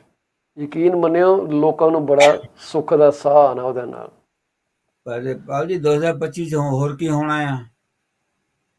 2025 ਹੋਰ ਕੀ ਹੋਣਾ? ਇਲੈਕਸ਼ਨ। ਇੱਕ ਹੋਰ ਵੀ ਚੀਜ਼ ਹੋਣੀ ਹੈ, 2024 ਖਤਮ ਹੋਣਾ। ਉਹ ਵੀ ਹੋਣਾ, ਉਹ 2024 ਚ ਅਮਰੀਕਾ ਦੇ ਇਲੈਕਸ਼ਨ ਹੋਣੇ ਆ। Because of these governments, they all planned like that to do it so that they can tell the public, we have done something for you. ਜੀ, ਪਰ ਤੁਹਾਨੂੰ ਯਾਦ ਹੈ ਕਿ ਬੈਂਕ ਆਫ ਕੈਨੇਡਾ ਦੇ ਗਵਰਨਰ ਨੇ ਬੈਂਕਾਂ ਨੂੰ ਪੋਲੀਟੀਸ਼ੀਅਨ ਨੂੰ ਸਖਤ ਲੈਟਰ ਲਿਖੇ ਸੀਗੇ ਕਿ ਮੇਰੇ ਫੰਕਸ਼ਨਿੰਗ ਦੇ ਵਿੱਚ ਇੰਟਰਫੀਅਰ ਨਹੀਂ ਕਰਨਾ। If you interfere it will take the trust of people away in the banking industry. ਜਦੋਂ ਇਹਦੇ ਰੇਟ ਵੱਧ ਰਹੇ ਸੀਗੇ ਤੇ ਫੋਰਡ ਸਾਹਿਬ ਨੇ ਵੀ ਚਿੱਠੀ ਲਿਖੀ ਸੀਗੀ, BC ਦੇ ਪ੍ਰੀਮੀਅਰ ਨੇ ਵੀ ਚਿੱਠੀ ਲਿਖੀ ਸੀ ਤੇ ਬੈਂਕ ਆਫ ਕੈਨੇਡਾ ਨੇ ਪਬਲਿਕਲੀ ਸਾਰਿਆਂ ਨੂੰ ਖੜਕਾਤਾ ਸੀਗਾ। ਕਹਿੰਦਾ you mind what you are good for and let us mind what we are good for, don't interfere। ਇਹ ਚਿੱਠੀਆਂ ਮੈਨੂੰ ਛੱਡ ਦਿਓ ਭੇਜਣੀਆਂ ਕਿਉਂਕਿ it's not going to happen overnight. So ਹੁਣ ਪਤਾ ਨਹੀਂ ਕਿਹੜਾ ਕਿੰਨਾ ਕੁ ਠੀਕ ਆ, ਕਿਹੜਾ ਕਿੰਨਾ ਠੀਕ ਨਹੀਂ ਗਾ। ਸੋ ਅਸੀਂ ਜਿਹੜੀ ਆਪਣੀ ਗੱਲਬਾਤ ਕਰਾਂਗੇ ਇਹਦੇ ਹਿਸਾਬ ਨਾਲ ਕਰਦੇ ਰਹਾਂਗੇ। But anyways so I still have good trust of the banking industry ਕਿ ਇੰਡੀਪੈਂਡੈਂਟ ਚੱਲਦੀ ਹੈ ਪੋਲੀਟਿਕਸ ਤੋਂ। But again can we be 100% sure about it? Not really. So ਜਿਹੜੀ ਹੁਣ ਅਸੀਂ ਗੱਲ ਕਰਦੇ ਹਾਂ ਕਿ ਜਿਹੜਾ ਇਸ ਵਕਤ ਹਿਸਾਬ ਕਿਤਾਬ ਚੱਲ ਰਿਹਾ ਉਹਦੇ ਹਿਸਾਬ ਨਾਲ 2.5 ਤੋਂ 3% ਆਉਂਦੇ ਇਹਨੂੰ 6 ਕੁਆਟਰ ਲੱਗ ਜਾਣੇ ਆ। 6 ਤੋਂ 8 ਕੁਆਟਰ ਜਿਹੜੇ ਹੈਗੇ ਆ ਲੈ ਕੇ ਚੱਲੀਏ ਆਪਾਂ। It will take us to end of 2025 ਜਦੋਂ ਅਸੀਂ 2.5% 3% ਦੇ ਪਾਲਿਸੀ ਰੇਟ ਦੇਖਾਂਗੇ। ਅਸੀਂ ਜਿਹੜਾ ਰੀਸੈਂਟ ਈਜ਼ਿੰਗ ਸਾਈਕਲ ਜਿਹੜਾ inflation the was nowhere near the level it reached this time around, ਜਿਹੜਾ ਕਿ 8.1 ਤੇ ਗਿਆ। ਕਹਿੰਦੇ ਪਹਿਲੀ ਵਾਰੀ ਇੱਦਾਂ ਦੇਖਿਆ ਕਿ 8.1 ਤੇ ਇਨਫਲੇਸ਼ਨ ਚਲੀ ਗਈ, ਕਦੇ ਨਹੀਂ ਗਈ ਅੱਗੇ ਪਹਿਲਾਂ। ਮੈਨੂੰ ਤਾਂ ਖੈਰ ਪਿਛਲੇ ਜਦੋਂ ਰੇਟ 15% ਸੀ 16%, ਉਦੋਂ ਇਨਫਲੇਸ਼ਨ ਕਿੰਨੀ ਸੀ? ਉਦੋਂ ਤੇ ਰੇਟ ਹੁੰਦੇ ਹੀ 14-15% ਸੀਗੇ ਉਹਨਾਂ ਦੇ ਨਾਲ। ਉਦੋਂ ਫਿਰ ਇਨਫਲੇਸ਼ਨ ਕਿੰਨੀ ਹੋਊਗੀ ਪਤਾ ਨਹੀਂ ਕਿੰਨੀ ਹੋਊਗੀ। I really have to look back. More than 10-12%. ਅੱਛਾ। ਸੋ ਕਹਿੰਦੇ ਕਿ ਕੈਨੇਡਾ ਦਾ ਜਿਹੜੇ ਬੈਂਕਸ ਹੈਗੇ ਆ ਤੇ ਅਮਰੀਕਾ ਦੇ ਜਿਹੜੇ ਆ ਹਾਲੇ ਵੀ ਉਹਨਾਂ ਦੇ ਕੰਨ ਖੜੇ ਆ ਕਿ ਭਾਈ ਪੱਤਾ ਜਿਹੜਾ ਹਿੱਲਣਾ ਨਹੀਂ ਚਾਹੀਦਾ ਇਨਫਲੇਸ਼ਨ ਦਾ। ਜਿੱਥੇ ਚੱਲ ਰਿਹਾ ਨਾ ਇਹ ਡਾਊਨ ਸਾਈਡ ਤੇ ਹੀ ਜਾਣਾ ਚਾਹੀਦਾ। ਜੇ ਉੱਪਰ ਨੂੰ ਇਹਨੇ ਗੇੜਾ ਕੱਟਿਆ ਤੇ ਕਹਿੰਦੇ ਸੀ ਜੁੱਤੀ ਲਾ ਲੈਣੀ ਹੈ। ਪੰਜਾਬੀ 'ਚ ਗੱਲ ਕਰੀਏ ਆਪਾਂ ਪੰਜਾਬੀ 'ਚ। ਤੇ ਜਿੰਨੀ ਵੀ ਪ੍ਰੋਗਰੈਸ ਇਹਨਾਂ ਨੇ ਕੀਤੀ ਆ ਹੁਣ ਤੱਕ ਇਨਫਲੇਸ਼ਨ ਥੱਲੇ ਲੈ ਕੇ ਆਉਣ ਵਾਸਤੇ, ਹਾਲੇ ਵੀ ਬੈਂਕ ਜਿਹੜੇ ਆ ਉਹ ਕੌਸ਼ੀਅਸ ਅਪਰੋਚ 'ਤੇ ਖੜੇ ਆ ਕਿ ਕਿਧਰੇ ਸਟਕ ਨਾ ਹੋ ਜੇ। ਜਿਹੜੀ ਨਿਊਟਰਲ ਰੇਂਜ ਆ ਉਸ ਤੋਂ ਉੱਪਰ ਨਾ ਜਾ ਕੇ ਸਟਕ ਹੋ ਜੇ। ਸੋ ਨਿਊਟਰਲ ਰੇਂਜ ਜਿਹੜੀ ਹੈਗੀ ਆ ਤੁਹਾਡੀ ਉਹੀ ਹੈ 2 ਤੋਂ 3%, ਠੀਕ ਹੈ ਜੀ। ਉਹਦੇ ਅੰਦਰ ਹੀ ਰੱਖਣਾ ਚਾਹੁੰਦੇ ਆ। ਸੋ ਇਹ ਅੱਜ ਦਾ ਕੰਟੈਕਸਟ ਦੇ ਵਿੱਚ ਜਿਹੜੀ ਗੱਲਬਾਤ ਹੋ ਰਹੀ ਹੈ।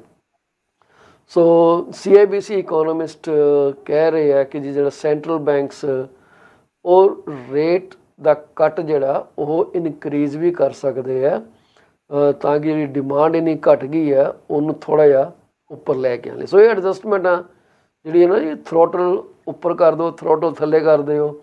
ਸੋ ਇਹ ਚੱਲਦਾ ਰਹਿਣਾ ਹਿਸਾਬ ਕਿਤਾਬ ਜਿੰਨਾ ਵੀ ਹੈਗਾ। ਇਹ ਜਿਹੜੀ ਸਾਡੀ ਅੱਜ ਦੀ ਬੇਸਿਕ ਅਸੀਂ ਮੇਨ ਨਿਊਜ਼ ਲੈ ਕੇ ਚੱਲੇ ਸੀਗੇ, ਇਹ ਇਹੀ ਸੀ ਇਕੋਨੋਮੀ ਦੀ। और जी कोई चीज भी अगर इको रेट ते हो जाएगी, ਜਾਂ ਜਿਹਨੂੰ ਆਪਾਂ ਕਹਿੰਦੇ ਮੈਂ ਸਨੈਕਟ ਖੜੀ ਹੋ ਜਾਏਗੀ, ਸਟੈਗਨੈਂਟ ਜਿਹਨੂੰ ਕਹਿੰਦੇ ਆਪਾਂ, ਸਟੈਗਨੈਂਟ ਹੋ ਜਾਏਗੀ, ਉਹ ਠੀਕ ਨਹੀਂ ਹੁੰਦੀ ਜੀ। ਪਾਣੀ ਖੜਾ ਵੀ ਠੀਕ ਨਹੀਂਗਾ, ਇਕਨੋਮੀ ਖੜੀ ਵੀ ਠੀਕ ਨਹੀਂ ਇੱਕ ਜਗ੍ਹਾ ਤੇ ਜੀ। ਇਹ ਜਿਹੜਾ ਪ੍ਰੋਸੈਸ ਹੈ ਮੋਸ਼ਨ ਦਾ, ਇਹ ਤਾਂ ਹੀ ਹੋਗਾ ਜੇ ਥੋੜੀ ਬਹੁਤੀ ਘਟੂ ਵਧੂਗੀ। ਇੱਕ ਚੀਜ਼ ਨੂੰ ਵਧਾ ਦਿਓ, ਦੂਜੇ ਪਾਸੇ ਰੌਲੀ ਪੈਣ ਲੱਗ ਪਊਗੀ, ਦੂਜੀ ਨੂੰ ਵਧਾ ਦਿਓ, ਫਿਰ ਮੁੜ ਕੇ ਉਹਦੇ ਪਾਸੇ ਰੌਲੀ ਪੈਣ ਲੱਗ ਪਊਗੀ। ਕੋਈ ਰੌਲੀ ਪੈਂਦੀ ਰਹਿਣੀ ਚਾਹੀਦੀ ਆ, ਰੌਲੀ ਪੈਂਦੀ ਰਹਿਣੀ ਚਾਹੀਦੀ ਆ। ਉਹਦੇ ਨਾਲ ਜਿਹੜਾ ਦੁਨੀਆ ਦਾ ਵੀ ਦਿਲ ਲੱਗਾ ਰਹਿੰਦਾ, ਤੇ ਇੱਕ ਤਮਾਸ਼ਾ ਜਿਹੜਾ ਉਹ ਚੱਲਦਾ, ਤਮਾਸ਼ਾ ਚੱਲਦਾ ਰਵੇ। ਤੇ ਜੇ ਤਮਾਸ਼ਾ ਨਹੀਂ ਹੋਗਾ ਤੇ ਕਿਸੇ ਨੇ ਕਿਸੇ ਨੂੰ ਨਹੀਂ ਪੁੱਛਣਾ। ਬਿਲਕੁਲ ਸਹੀ ਗੱਲ ਹੈ ਜੀ, 100% ਇਹ ਗੱਲ ਤੁਹਾਡੀ ਠੀਕ ਆ। ਸੋ ਤੁਸੀਂ ਪਿੱਛੇ ਜੇ NVIDIA ਦੀ ਗੱਲ ਕਰਦੇ ਸੀਗੇ, ਉਹ ਸਾਡੇ ਕੋਲ ਹੈਡਲਾਈਨ ਹੈਗੀ ਹੈ ਕਿ ਜਿਹੜੇ NVIDIA ਦੇ ਸਟਾਕ ਹੈਗੇ ਆ, ਕਹਿੰਦੇ ਹਲੇ ਵੀ ਬਹੁਤ ਜ਼ਿਆਦਾ ਅੰਡਰ ਵੈਲਿਊਡ ਨੇ। ਭਾਵੇਂ ਰਿਕਾਰਡ ਰਾਈਜ਼ ਸ਼ੋ ਕਰਦੇ ਆ, ਪਰ ਹਲੇ ਵੀ ਅੰਡਰ ਵੈਲਿਊਡ ਨੇ। ਇਹ ਹੋਰ ਉੱਪਰ ਜਾ ਸਕਦੇ ਆ NVIDIA ਦੇ, ਕਿਉਂਕਿ NVIDIA is the biggest chip manufacturer, ਤੇ AI ਦੇ ਵਿੱਚ ਇਹਦੀ ਬੜੀ ਵੱਡੀ ਹੈਗੀ ਆ ਦੇਣ। ਤੇ ਸਾਡੇ ਕੈਨੇਡਾ ਦੇ ਨਾਲ ਇਹਨੇ ਕੁਛ ਹੁਣੇ ਐਗਰੀਮੈਂਟ ਜਿਹਾ ਵੀ ਕੀਤਾ। ਦੇ ਆਰ ਵੈਰੀ ਹੈਪੀ ਕਿ ਜੀ ਅਸੀਂ we are back to our grounds here in Canada. ਬੜੇ ਖੁਸ਼ ਸੀਗੇ ਕਿ ਅਸੀਂ ਪੌਲ ਚੀਮਾ ਤੇ ਚੌਹਾਨ ਸਾਹਿਬ ਇੱਥੇ ਰਹਿੰਦੇ ਆ, ਤਾਂ ਸਾਨੂੰ ਵੀ ਜਿਹੜਾ ਉੱਥੇ ਆਉਣ ਦਾ ਮੌਕਾ ਮਿਲਿਆ। ਤੁਸੀਂ ਸਟਾਕ ਫੋਲੋ ਕਰਦੇ? ਮੈਂ ਕਰਦਾ, ਬਸ ਥੋੜੇ ਕਰਦਾ। ਮੈਂ ਜਿਹੜਾ ਸਟਾਕ ਦਾ ਇਸ ਕਰਕੇ ਬਹੁਤਾ ਘੱਟ ਫੋਲੋ ਕਰਦਾ ਕਿ स्टॉक एक ऐसी चीज है, it's good to make it and bad to lose it, right. ਹੁਣ ਮੈਂ ਤੁਹਾਨੂੰ ਦੱਸਾਂ, ਇੱਕ ਮੈਂ ਰਿਪੋਰਟ ਪੜ੍ਹਿਆ ਸੀ ਕਿਸੇ ਬੰਦੇ ਦੀ ਕਿ ਉਹ 2 ਦਿਨ ਪਹਿਲਾਂ ਵਰਥ $100 ਬਿਲੀਅਨ ਐਂਡ 2 ਦਿਨ ਬਾਅਦ ਵਰਥ $84 ਬਿਲੀਅਨ। ਹੁਣ ਹੋਇਆ ਕੀ ਆ, ਨਾ ਉਹਨੂੰ ਕੁਝ ਵੇਚਿਆ, ਨਾ ਕੁਝ ਕੀਤਾ, ਨਾ ਲਿਆ, ਨਾ ਦਿੱਤਾ, ਪਰ ਉਹ ਕੱਟ ਲੱਗ ਗਿਆ। ਸਿਰਫ ਨੰਬਰ ਘਟਣ ਨਾਲ, ਵਧਣ ਨਾਲ ਉਹਦੀ ਵੈਲਿਊ ਘਟ ਗਈ, ਵੱਧ ਗਈ। ਜੀ ਜੀ। This is not the true birth of yourself. ਜਦੋਂ ਇੰਡੀਆ ਦੇ ਵਿੱਚ 2 ਕੁ ਸਕੈਮ ਹੋਏ ਸੀਗੇ, ਮੈਨੂੰ ਹੁਣ ਯਾਦ ਨਹੀਂ, ਬੜਾ ਬੰਦਾ ਮਸ਼ਹੂਰ ਸੀ, ਉਹਦਾ ਫਿਲਮ ਵੀ ਸੀਰੀਜ਼ ਵੀ ਬਣਿਆ, ਵੈਬ ਸੀਰੀਜ਼। ਹਰਸ਼ਦ ਮਹਿਤਾ ਸੀਗਾ ਸ਼ਾਇਦ। ਹਾਂਜੀ, ਮਹਿਤਾ, ਹਰਸ਼ਦ ਮਹਿਤਾ ਸੀਗਾ, ਤੇ ਉਹ ਤੇ ਫਿਲਮ ਬਣੀ ਹੈ ਬੁੱਲ ਕਰਕੇ, ਕੁਛ ਇੱਦਾਂ ਕਰਕੇ ਵੈਬ ਸੀਰੀਜ਼ ਬਣਿਆ, ਬੜਾ ਲੰਬਾ, ਬੜਾ ਇੰਟਰਸਟਿੰਗ ਵੈਬ ਸੀਰੀਜ਼ ਹੈਗਾ। ਕਿੱਦਾਂ ਇੱਕ ਛੋਟੇ ਜਿਹੇ ਗਰੀਬ ਘਰ ਦਾ ਬੰਦਾ ਕਿੰਨਾ ਰਾਈਜ਼ ਕੀਤਾ ਤੇ ਕਿੱਥੇ ਦਾ ਕਿੱਥੇ ਪਹੁੰਚ ਗਿਆ, ਤੇ ਸਾਰੀ ਮਾਰਕੀਟ ਉਹਨੇ ਆਪਣੇ ਹੱਥ ਦੇ ਵਿੱਚ ਕੰਟਰੋਲ ਕਰ ਲਿਆ। ਉਦੋਂ ਮੈਨੂੰ ਯਾਦ ਹੈ ਜਦੋਂ ਓਵਰਨਾਈਟ ਇਨਫਲੇਟਿਡ ਸਟਾਕ ਜਿਹੜੇ ਮਤਲਬ ਜ਼ਬਰਦਸਤੀ ਇਨਫਲੇਟ ਕੀਤੇ ਸੀਗੇ, ਉਹ ਡਿੱਗੇ ਆ, ਤੇ ਸਾਰੇ ਲੋਕੀ ਸੜਕਾਂ 'ਤੇ ਆ ਗਏ। ਬੜੇ ਲੋਕਾਂ ਨੇ ਉਦੋਂ ਸੁਸਾਈਡ ਕੀਤੇ ਕਿ ਉਹਨਾਂ ਦੀ ਜਿਹੜੀ ਪੂੰਜੀ ਹੈ, ਮਿਲੀਅਨਸ ਆਫ ਰੁਪੀਜ਼, ਰਾਤੋਂ ਰਾਤ ਮਿੱਟੀ ਹੋਏ। ਤੁਸੀਂ ਪੌਲ ਜੀ ਇਹ ਗੱਲ ਕਹੀ ਆ, ਆਰਟੀਫਿਸ਼ੀਅਲੀ ਇਨਫਲੇਟਡ। ਹਾਂਜੀ। ਇਹ ਬਹੁਤ ਸਾਰੀਆਂ ਆਰਗੇਨਾਈਜੇਸ਼ਨ ਜਿਹੜੀਆਂ ਵੱਡੀਆਂ ਕੰਪਨੀਆਂ ਆ, ਦੇ ਡੂ ਦੈਟ। ਉਸ ਲਈ ਕੀ ਹੁੰਦਾ, ਜਿਹੜੇ ਉਹਨਾਂ ਕੋਲ ਆਪਣੀ ਚੀਜ਼ ਪਈ ਆ ਵੇਚਣ ਲਈ, ਉਹਨਾਂ ਨੇ ਇਨਫਲੇਟ ਕਰਨੀ ਆ ਕਿ ਦੂਜੇ ਜਿਹੜੇ ਲੋਕੀ ਉਹਨੂੰ ਖਰੀਦਣ ਜੀ। ਜਿਹੜੇ ਹੁਣ ਆਪਣੇ ਮੁੱਗ ਹੈ, ਬਿੱਗ ਹੈ, ਹਾਂਜੀ, ਉਹਨਾਂ ਨੇ ਫਿਰ ਬਾਈ ਕਰਨੇ ਆ, ਤੇ ਉਹਨਾਂ ਨੇ ਉਹਨੂੰ ਕੀ ਕਰਨਾ, ਡਿਫਲੇਟ ਕਰਨਾ ਸ਼ੁਰੂ ਕਰ ਦੇਣਾ ਆ। ਹਾਂ, ਪ੍ਰਾਈਸ ਘਟਣੀ ਸ਼ੁਰੂ ਹੋ ਗਈ। ਹੁਣ ਤੁਹਾਡੀ ਘਟ ਗਈ ਆ, ਤੁਸੀਂ ਕਹਿਣਾ ਮੈਂ ਹੁਣੇ ਵੇਚ ਦਵਾਂ, ਮੁੜ ਕੇ ਜ਼ਿਆਦਾ ਨਾ ਘਟ ਜਾਵੇ। ਜੀ। ਦੂਜੇ ਨੂੰ ਵੇਚੇ, ਉਹਨੇ ਫੇਰ ਸੋਚਣਾ ਮੇਰੀ ਘਟ ਗਈ ਹੈ, ਮੈਂ ਜ਼ਿਆਦਾ ਵੇਚੇ, ਹੁਣ ਥੋੜਾ ਘਾਟਾ ਖਾ ਲਵਾਂ, ਜ਼ਿਆਦਾ ਘਾਟਾ ਨਾ ਖਾਵਾਂ। ਜਿਹੜੇ ਉਹ ਸਰਟਨ ਲੈਵਲ ਪ੍ਰਾਈਸ ਤੇ ਆ ਜਾਂਦੇ, ਤੇ ਇਹ ਜਿਹੜੇ ਬਿਗ ਸ਼ਾਰਟਸ ਹੈਗੇ ਆ, they by themselves, and then a cycle goes on, then they sell it again. ਜੀ ਤੁਸੀਂ ਅਗਰ ਇੱਕ ਗੱਲ ਦੇਖ ਕੇ ਸੋਚ ਕੇ ਦੇਖੋ, ਜਿਹੜਾ ਸਟਾਕ ਵਿਕਿਆ ਉਹ ਕਿਸੇ ਨੇ ਤਾਂ ਲਿਆ ਹੀ ਆ ਨਾ। ਹਾਂਜੀ ਹੁਣ ਮਕਾਨ ਤੁਸੀਂ ਵੇਚਿਆ, ਕਿਸੇ ਨੇ ਤਾਂ ਖਰੀਦਿਆ ਹੀ ਆ ਨਾ। ਇਹੀ ਚੱਕਰ ਹੈ ਨਾ ਜੀ, ਡਿਫਲੇਟ ਕਰੋ ਜਦੋਂ ਤੁਸੀਂ ਪ੍ਰੋਫਿਟ ਕਰਨਾ ਚਾਹੁੰਦੇ ਹੋ, ਕਿਉਂਕਿ ਲੋਕਾਂ ਨੇ ਡਰ ਕੇ ਵੇਚਣਾ। ਆਮ ਬੰਦਾ 1 ਰੁਪਇਆ ਵੀ ਥੱਲੇ ਸਟਾਕ ਚਲਾ ਜਾਏ, ਅਗਲਾ ਕਹਿੰਦਾ ਯਾਰ ਨੁਕਸਾਨ ਹੋ ਜਾਣਾ, ਕੱਢ ਦਿਓ ਫਟਾਫਟ। ਤੇ ਲੈਣਾ ਕਿੰਨੇ ਆ? ਇਹਨਾਂ ਲੋਕਾਂ ਨੇ। ਇੱਕ ਵਾਰੀ ਕੰਟਰੋਲ 'ਚ ਆ ਗਏ, ਇਹਨਾਂ ਨੇ ਉਹਨੂੰ ਆਰਟੀਫਿਸ਼ੀਅਲ ਇਨਕਰੀਜ਼ ਕੀਤਾ। ਹਰਸ਼ਦ ਮਹਿਤਾ ਦਾ ਸਕੈਮ 1980-1990 ਦੇ ਵਿੱਚ ਇੰਡੀਆ ਦਾ ਜਿਹੜਾ ਇਕਨੋਮਿਕ ਲਿਬਰਲਾਈਜੇਸ਼ਨ ਹੋਈ ਹੈ, ਤੇ ਲੋਕੀ ਸਟਾਕ ਮਾਰਕੀਟ ਦੇ ਵਿੱਚ ਪੈਸੇ ਇਨਵੈਸਟ ਕਰਨ ਲੱਗ ਗਏ ਕਿ ਯਾਰ ਵਧੀਆ ਪੈਸੇ ਬਣਦੇ ਆ, ਸਟਾਕ ਮਾਰਕੀਟ 'ਚ ਲਾਓ ਪੈਸੇ। ਬੜੇ ਲਾਏ ਲੋਕਾਂ ਨੇ ਪੈਸੇ। ਮੈਂ ਕਿਹਨੂੰ ਜਾਣਦਾ, ਜਿਹੜੇ ਸਾਡੇ ਦਫ਼ਤਰ ਵੀ ਆਮ ਬੰਦੇ ਸਟਾਕ ਮਾਰਕੀਟ ਦੀਆਂ ਗੱਲਾਂ ਕਰਦੇ ਸੀ, ਤੇ ਮੇਰੇ ਲਈ ਹੁੰਦਾ ਸੀ ਮੈਂ ਫਰੈਂਚ ਬੋਲ ਰਹੇ ਹੁੰਦੇ ਆ। ਸਾਨੂੰ ਇੰਨੀ ਅਕਲ ਨਹੀਂ ਸੀ ਇਹਨਾਂ ਚੀਜ਼ਾਂ ਬਾਰੇ। ਮੈਂ ਵੀ 1-2 ਵਾਰੀ ਡਿਬੈਂਚਰ ਹੁੰਦੇ ਸੀਗੇ, ਇੱਕ ਸਟਾਕ ਹੁੰਦੇ ਸੀ, ਕੁਛ ਇੱਦਾਂ ਦਾ ਡਰਾਮਾ ਹੀ ਹੁੰਦਾ ਸੀ। ਬਹੁਤ ਸਾਰੇ ਹੈਗੇ, ਬਹੁਤ ਤਰ੍ਹਾਂ ਦੇ ਆ ਜੀ। ਜੀ ਤੇ ਹਰਸ਼ਦ ਮਹਿਤਾ ਨੇ ਉਦੋਂ ਕੋਈ ਸਕੀਮ ਯੂਜ਼ ਕੀਤੀ ਜਿਹਨੂੰ ਰੈਡੀ ਫਾਰਵਰਡ ਕਹਿੰਦੇ ਆ। ਕੋਈ ਬੈਂਕਾਂ ਦਾ ਕੋਈ ਲੈਂਡਿੰਗ ਸਿਸਟਮ ਨੂੰ ਕੁਛ ਇਹ ਲੈ ਲੈਂਦੇ ਸੀਗੇ ਬੈਂਕਾਂ ਤੋਂ ਪੈਸੇ, ਤੇ ਉਹਦੇ ਨਾਲ ਖਰੀਦਦੇ ਸੀਗੇ, ਤੇ ਉਹਨੂੰ ਵਾਪਸ ਪਤਾ ਨਹੀਂ ਕਿੰਨੇ ਦਿਨਾਂ 'ਚ। It's a good show to watch. Harshad Mehta ਦਾ ਪਤਾ ਨਹੀਂ ਕੀ ਬੁੱਲ ਸ਼ੋਅ ਕਰਕੇ I watched a few series. ਜੀ ਜੀ। ਤੋ ਇਹਦੇ 'ਚ ਕਹਿੰਦੇ ਆ ਕਿ ਸੁਚੇਤਾ ਦਲਾਲ ਤੇ ਕੋਈ ਉਹਦਾ ਕੁਲੀਗ ਸੀਗਾ ਦੇਵਾਸ਼ੀਸ਼ ਬੈਸੂ, ਉਹਨਾਂ ਨੇ ਹਰਸ਼ਦ ਮਹਿਤਾ ਦੀਆਂ ਫਰਾਡੂਲੈਂਟ ਜਿਹੜੀਆਂ ਸਕੀਮ ਸੀ ਉਹਨਾਂ ਨੂੰ ਐਕਸਪੋਜ਼ ਕੀਤਾ, ਆਰਟੀਕਲ ਪਬਲਿਸ਼ ਕੀਤਾ। ਤੇ ਜਦੋਂ ਉਹ ਗੱਲ ਉੱਪਰ ਚਲੀ ਗਈ ਹੈ ਤਾਂ ਸ਼ੇਅਰ ਜਿਹੜੇ ਆ ਠਾ ਦੇ ਨੇ ਥੱਲੇ ਡਿੱਗੇ ਆ। ਕ੍ਰੈਸ਼ ਲੈਂਡਿੰਗ, ਹਾਰਡ ਲੈਂਡਿੰਗ ਦੀ ਆਪਾਂ ਗੱਲ ਕਰਕੇ ਹਟੇ ਹਾਂ। ਉਹਨਾਂ ਨੇ ਲੋਕਾਂ ਨੂੰ ਰਾਤੋਂ ਰਾਤ ਇੱਥੇ ਸਿੱਟ ਦਿੱਤਾ ਲਿਆ ਕੇ ਕਿ ਬਈ ਉੱਠ ਨਹੀਂ ਸਕੇ ਦੁਬਾਰਾ। ਲੋਕੀ ਘਰੋਂ ਬੇਘਰ ਬਹੁਤ ਹੋ ਗਏ ਆ। So sad. ਕਿੰਨੇ ਬੰਦੇ ਮਰੇ ਆ, ਤੁਸੀਂ ਕਦੇ ਸਰਚ ਕਰੋਗੇ ਤੁਹਾਨੂੰ ਡੇਟਾ ਜਿਹੜਾ ਪਤਾ ਲੱਗ ਜਾਏਗਾ। I don't know why people do it, but people make money by causing suffering to other people. This is capitalism. This is all happens because of the greed and fear, Paul ji. It's not about that, it's greed and fear. ਜਿਹੜੀ ਤੁਸੀਂ ਗੱਲ ਕਰਦੇ ਹੋ stocks ਦੀ, 1999 ਦੀ ਜਦੋਂ ਮੈਂ ਦੱਸਿਆ US 'ਚ ਕੰਮ ਕਰਦਾ ਸੀ Y2K ਤੇ, ਉਦੋਂ ਉਹ ਤੋਂ ਪਹਿਲਾਂ ਮੈਂ ਜਿਹੜੀ ਸੀਗੀ ਸੀ ਕੰਪਨੀ, ਕੀ ਨਾਂ ਸੀ ਉਹਦਾ, ਟੈਕ, ਮੈਨੂੰ ਨਾਮ ਵੀ ਭੁੱਲ ਗਿਆ ਹੁਣ। ਆਈ ਵਰਕ ਫॉर दैट ਕੰਪਨੀ, ਇੱਥੇ ਬਰੈਂਪਟਨ ਸੀਗੀ ਸੀ। ਅੱਛਾ ਜੀ। ਤੇ ਉਹਦੇ ਸਟਾਕਸ ਦੇ ਗੋਨ ਟੂ ਅਬਾਊਟ $125-130 ਯੂਨਿਟ। ਤੇ ਮੈਨੂੰ ਉੱਥੇ ਲੋਕੀ ਕਹਿੰਦੇ ਤੁਸੀਂ ਸਟਾਕ ਖਰੀਦੇ, ਤੁਸੀਂ ਇਨਵੈਸਟਮੈਂਟ? ਮੈਂ ਕਿਹਾ ਜੀ ਮੈਂ ਤਾਂ ਸਟਾਕ ਖਰੀਦਦਾ ਹੀ ਨਹੀਂਗਾ।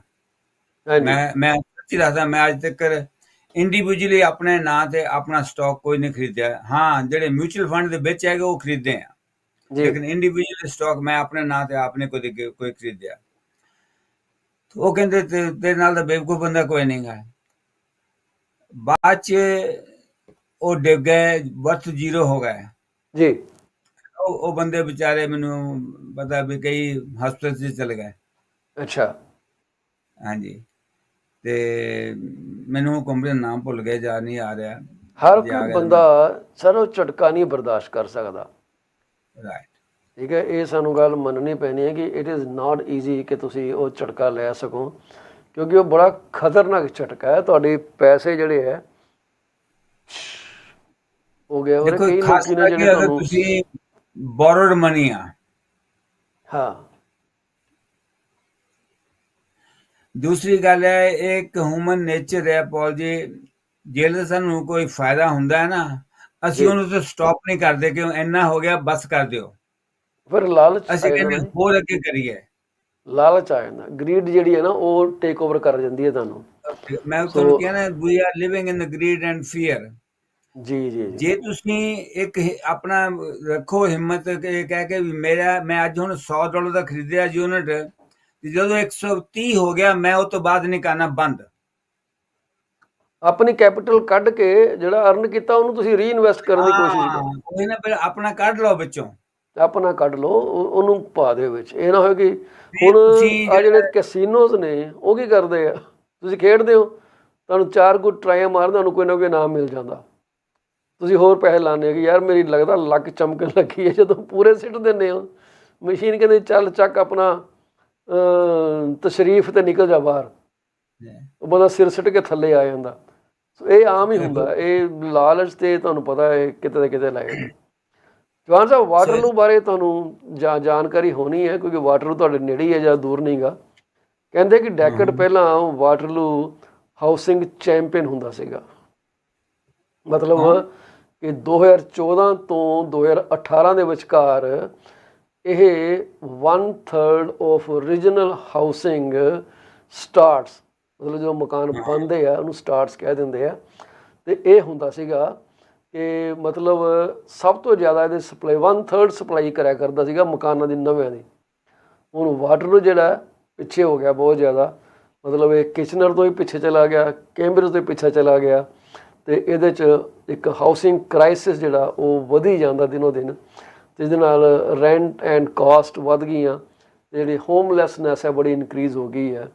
ਸੋ ਹੁਣ ਇਹਦੇ ਬਾਰੇ ਪਤਾ ਨਹੀਂ ਕਿ ਵਾਟਰਲੂ 'ਚ ਕੀ ਹੋਇਆ ਕੀ ਨਹੀਂ ਹੋਇਆ, ਪਰ ਕਿਸੇ ਜ਼ਮਾਨੇ ਦੇ ਵਿੱਚ ਇਹ ਚੈਂਪੀਅਨ ਹੋਇਆ ਕਰਦਾ ਸੀਗਾ। ਅਤੇ ਹੁਣ ਕਹਿੰਦੇ ਜੇ ਕਿਸੇ ਨੇ ਆਪਣੀਆਂ ਨੀਹਾਂ ਸ਼ੁਰੂ ਕੀਤੀਆਂ ਤਾਂ ਉਹ ਦੈਟ ਕਾਊਂਟਸ ਐਜ਼ 1 ਸਟਾਰ। ਯਾਰ ਸ਼ੁਕਰ ਹੈ ਕਿਸੇ ਨੇ ਮਕਾਨ 'ਤੇ ਬਣਾਇਆ, ਹੈ ਨਾ ਜੀ, ਉਹ ਗੱਲ ਹੋ ਗਈ ਹੈ। ਪਿਛਲੇ ਸਾਲ ਵਾਟਰਲੂ ਨੇ ਕਹਿੰਦਾ ਕਿ it achieved just over half the new housing sought by province in its 10 year housing plan, ਮਤਲਬ ਅੱਧੀ ਤੋਂ ਉੱਪਰ ਵੀ ਨਹੀਂ ਜਾ ਸਕਿਆ ਜਿੰਨੇ ਨੂੰ ਚਾਹੀਦੇ ਸੀ ਬਣਾਉਣੇ। ਹੁਣ ਘੱਟ ਮਕਾਨ ਨੇ, ਰੈਂਟਲ ਵਧੇ ਆ, ਉਹਦੇ ਨਾਲ ਲੋਕਾਂ ਦੀ ਜਾਨ ਜਿਹੜੀ ਹੈ ਘਟੀ ਆ। ਅਸੀਂ ਇਹਦੇ ਬਾਰੇ ਫਿਰ ਕਦੇ ਫਿਊਚਰ 'ਚ ਗੱਲ ਕਰਾਂਗੇ, ਪਰ ਇੱਕ ਛੋਟਾ ਹਲਕਾ ਟੱਚ ਹੀ ਕਰਨਾ ਸੀ ਇਹਨੂੰ, ਅਤੇ ਫਿਰ ਅਸੀਂ ਇਹਨੂੰ ਸਮਝ ਕੇ ਤੁਹਾਡੇ ਨਾਲ ਸਾਂਝੀ ਕਰਨੀ ਚਾਹਾਂਗੇ ਕਿ ਹੋ ਕੀ ਰਿਹਾ। ਸੋ ਮਿਊਨਿਸਪੈਲਿਟੀਆਂ ਵੀ ਨਲਾਇਕ ਹੋਈ ਜਾਂਦੀਆਂ, ਪੈਸੇ ਹੈ ਨਹੀਂ ਗੇ ਤੇ ਵਿਚਾਰੇ ਕਰਨ ਤਾਂ ਕੀ ਕਰਨ। ਤੁਹਾਡੇ ਸਰ ਥੋੜ੍ਹੇ ਦਿਨ ਰਹਿ ਗਏ ਆ, ਅੱਜ 22 ਤਰੀਕ ਹੋ ਗਈ ਆ, 7 ਦਿਨ 6 ਦਿਨ ਹੋਰ ਰਹਿ ਗਿਆ, ਅੱਜ ਦਾ ਦਿਨ ਤਾਂ ਕੱਢ ਹੀ ਦੇਈਏ। ਪਰ ਜੇ ਕਿਸੇ ਨੇ ਅੱਜ ਵੀ ਇਨਵੈਸਟ ਕਰਨਾ ਹੈ ਤੁਹਾਡੇ RRSP ਵਗੈਰਾ ਦੇ ਵਿੱਚ, ਤੇ ਤੁਹਾਨੂੰ ਹਾਲੇ ਵੀ ਸੰਪਰਕ ਕੀਤਾ ਜਾ ਸਕਦਾ। ਦੇਖੋ, ਜੇ ਜਿਸ ਬੰਦੇ ਨੇ, ਮੈਂ ਕਹਿੰਦਾ ਕੋਈ ਬੰਦੇ ਵੀ ਜੇ ਤਾਂ ਉਹਨੇ ਆਪਣਾ ਪੈਸੇ ਦੋ ਬਚਾਉਣੇ ਚਾਹੁੰਦਾ ਆ ਫਰੋਮ ਦ ਟੈਕਸ, ਰਾਈਟ, ਜੀ ਇਹ ਕੋਈ ਜ਼ਰੂਰੀ ਨਹੀਂ ਹੈਗਾ ਕਿ ਜਿੱਥੇ ਇਨਵੈਸਟ ਕੀਤੇ ਉਹ ਵਧੂਗੇ ਇੱਕਦਮ ਵਧਣਗੇ ਜਾਂ ਦੇਰ ਨਾਲ ਵਧਣਗੇ, ਡਿਪੈਂਡ ਕਰਦੇ ਕਿੱਥੇ ਇਨਵੈਸਟ ਕੀਤੇ ਆ। ਜੀ ਅਸੀਂ ਅਗਰ ਇਨਵੈਸਟਮੈਂਟ ਨੂੰ ਥੋੜੀ ਦੇਰ ਭੁੱਲ ਜਾਈਏ ਹਾਂਜੀ ਤੇ ਜਿਹੜਾ ਤੁਹਾਨੂੰ ਹੁਣ ਰਿਟਰਨ ਮਿਲਣਾ ਆ ਜੀ ਉਹ ਤੁਹਾਨੂੰ 30% ਗਵਰਨਮੈਂਟ ਕੋਲ ਮਿਲ ਜਾਣਾ ਹੈ, ਜੇ ਤੁਹਾਡੀ ਇਨਕਮ ਓਵਰ 50,000 ਹੈਗੀ ਆ ਤਾਂ। ਹਾਂਜੀ ਤੇ ਜੇ ਤੁਸੀਂ ਇਸ ਚੀਜ਼ ਨੂੰ ਯੂਜ਼ ਕਰਨਾ ਚਾਹੁੰਦੇ ਆ 30% ਨੂੰ ਹੁਣ ਅੱਜ ਦੇ ਟਾਈਮ 'ਚ, ਤਾਂ ਤੁਹਾਡੇ ਕੋਲ ਇੱਕ ਬਹੁਤ ਅੱਛਾ ਤਰੀਕਾ ਹੈਗਾ ਆ ਜਿਹੜਾ ਕਿ ਲੀਗਲਾਈਜ਼ਡ ਆ, ਗਵਰਨਮੈਂਟ ਅਪਰੂਵਡ ਆ। ਇਸੇ ਤਰ੍ਹਾਂ ਜਿਹੜੇ RESP ਵੀ ਕਰਦੇ ਆ ਉਹਨਾਂ ਨੂੰ 20% ਗਵਰਨਮੈਂਟ ਕੋਲੋਂ ਹੁਣੇ ਮਿਲ ਜਾਂਦੇ ਪੈਸੇ। ਜੀ ਜਿਹੜੇ ਤੁਹਾਨੂੰ ਹੁਣ ਮਿਲੇ ਆ ਤੁਹਾਡੀ ਹੁਣ ਜ਼ਰੂਰਤ ਨੂੰ ਪੂਰਾ ਕਰਦੇ ਆ, ਐਬਸੋਲਿਊਟਲੀ ਤੁਹਾਡੇ ਲਈ ਬੱਚੇ ਲਈ ਹੁਣ ਵੱਧਦੇ ਆ, ਨਾ ਕਿ 10 ਸਾਲਾਂ ਬਾਅਦ ਵਧਣੇ ਆ। ਜੀ ਤੋ ਇਸ ਕਰਕੇ ਤੁਸੀਂ ਅਗਰ ਸੋਚਦੇ ਆ ਕਿ ਮੈਂ ਹੁਣ ਕੁਛ ਠੀਕ ਕਰਾਂ, ਮੀਨ ਪ੍ਰੈਜ਼ੈਂਟ ਜਿਹੜੇ ਤੁਹਾਡਾ ਟਾਈਮ ਹੈਗਾ ਆ ਉਹਨੂੰ ਠੀਕ ਕਰਾਂ, ਤਾਂ ਫਿਰ ਤੁਸੀਂ RRSP ਦੇ ਬਾਰੇ ਜ਼ਰੂਰ ਸੋਚੋ। ਅਸੀਂ ਇੱਕ ਕਰੈਕਸ਼ਨ ਕਰਨੀ ਚਾਹਾਂਗੇ, ਜਿਹੜਾ ਤੁਹਾਨੂੰ ਇੱਥੇ ਸੂਟ 700 ਦਿਖ ਰਿਹਾ ਸਕਰੀਨ ਦੇ ਉੱਤੇ, ਇਹ ਐਕਚੁਅਲੀ ਇਹਦਾ ਐਡਰੈਸ ਚੇਂਜ ਹੋਇਆ। ਤੇ ਚੌਹਾਨ ਸਾਹਿਬ ਆਪਣਾ ਤੁਸੀਂ ਕਰੈਕਟ ਐਡਰੈਸ ਜਿਹੜਾ ਦੱਸੋਗੇ, ਅਨਾਊਂਸ ਕਰੋਗੇ ਕੀ ਹੈਗਾ? यूनिट 1 और 2 बाकी सब कुछ सही है, सिर्फ 700 ਦੀ ਬਜਾਏ 102 ਆ। ਯੂਨਿਟ 1 ਔਰ 2 ਹੈਗਾ ਜੀ, ਠੀਕ ਹੈ, ਸ਼ੁਕਰ ਹੈ। 302 ਨਹੀਂ ਗਏ, ਚੰਗੀ ਗੱਲ ਹੈ। 102 102 ਤਾਂ ਚੰਗਾ, 302 ਨਹੀਂ ਹੋਣਾ ਚਾਹੀਦਾ। ਚਲੋ, ਤੇ ਜੇ ਮੈਂ ਦੇਖੋ ਜੇ ਤੁਸੀਂ ਨਹੀਂ ਕਰੋਗੇ ਤਾਂ ਗਵਰਨਮੈਂਟ ਨੂੰ ਤਾਂ ਟੈਕਸ ਮਿਲੇ ਜਾਣਾ ਆ, ਹਾਂਜੀ, ਕਿਉਂਕਿ ਤੁਸੀਂ ਉਸ ਅਮਾਉਂਟ ਤੇ ਟੈਕਸ ਪੇ ਕਰਨਾ ਆ।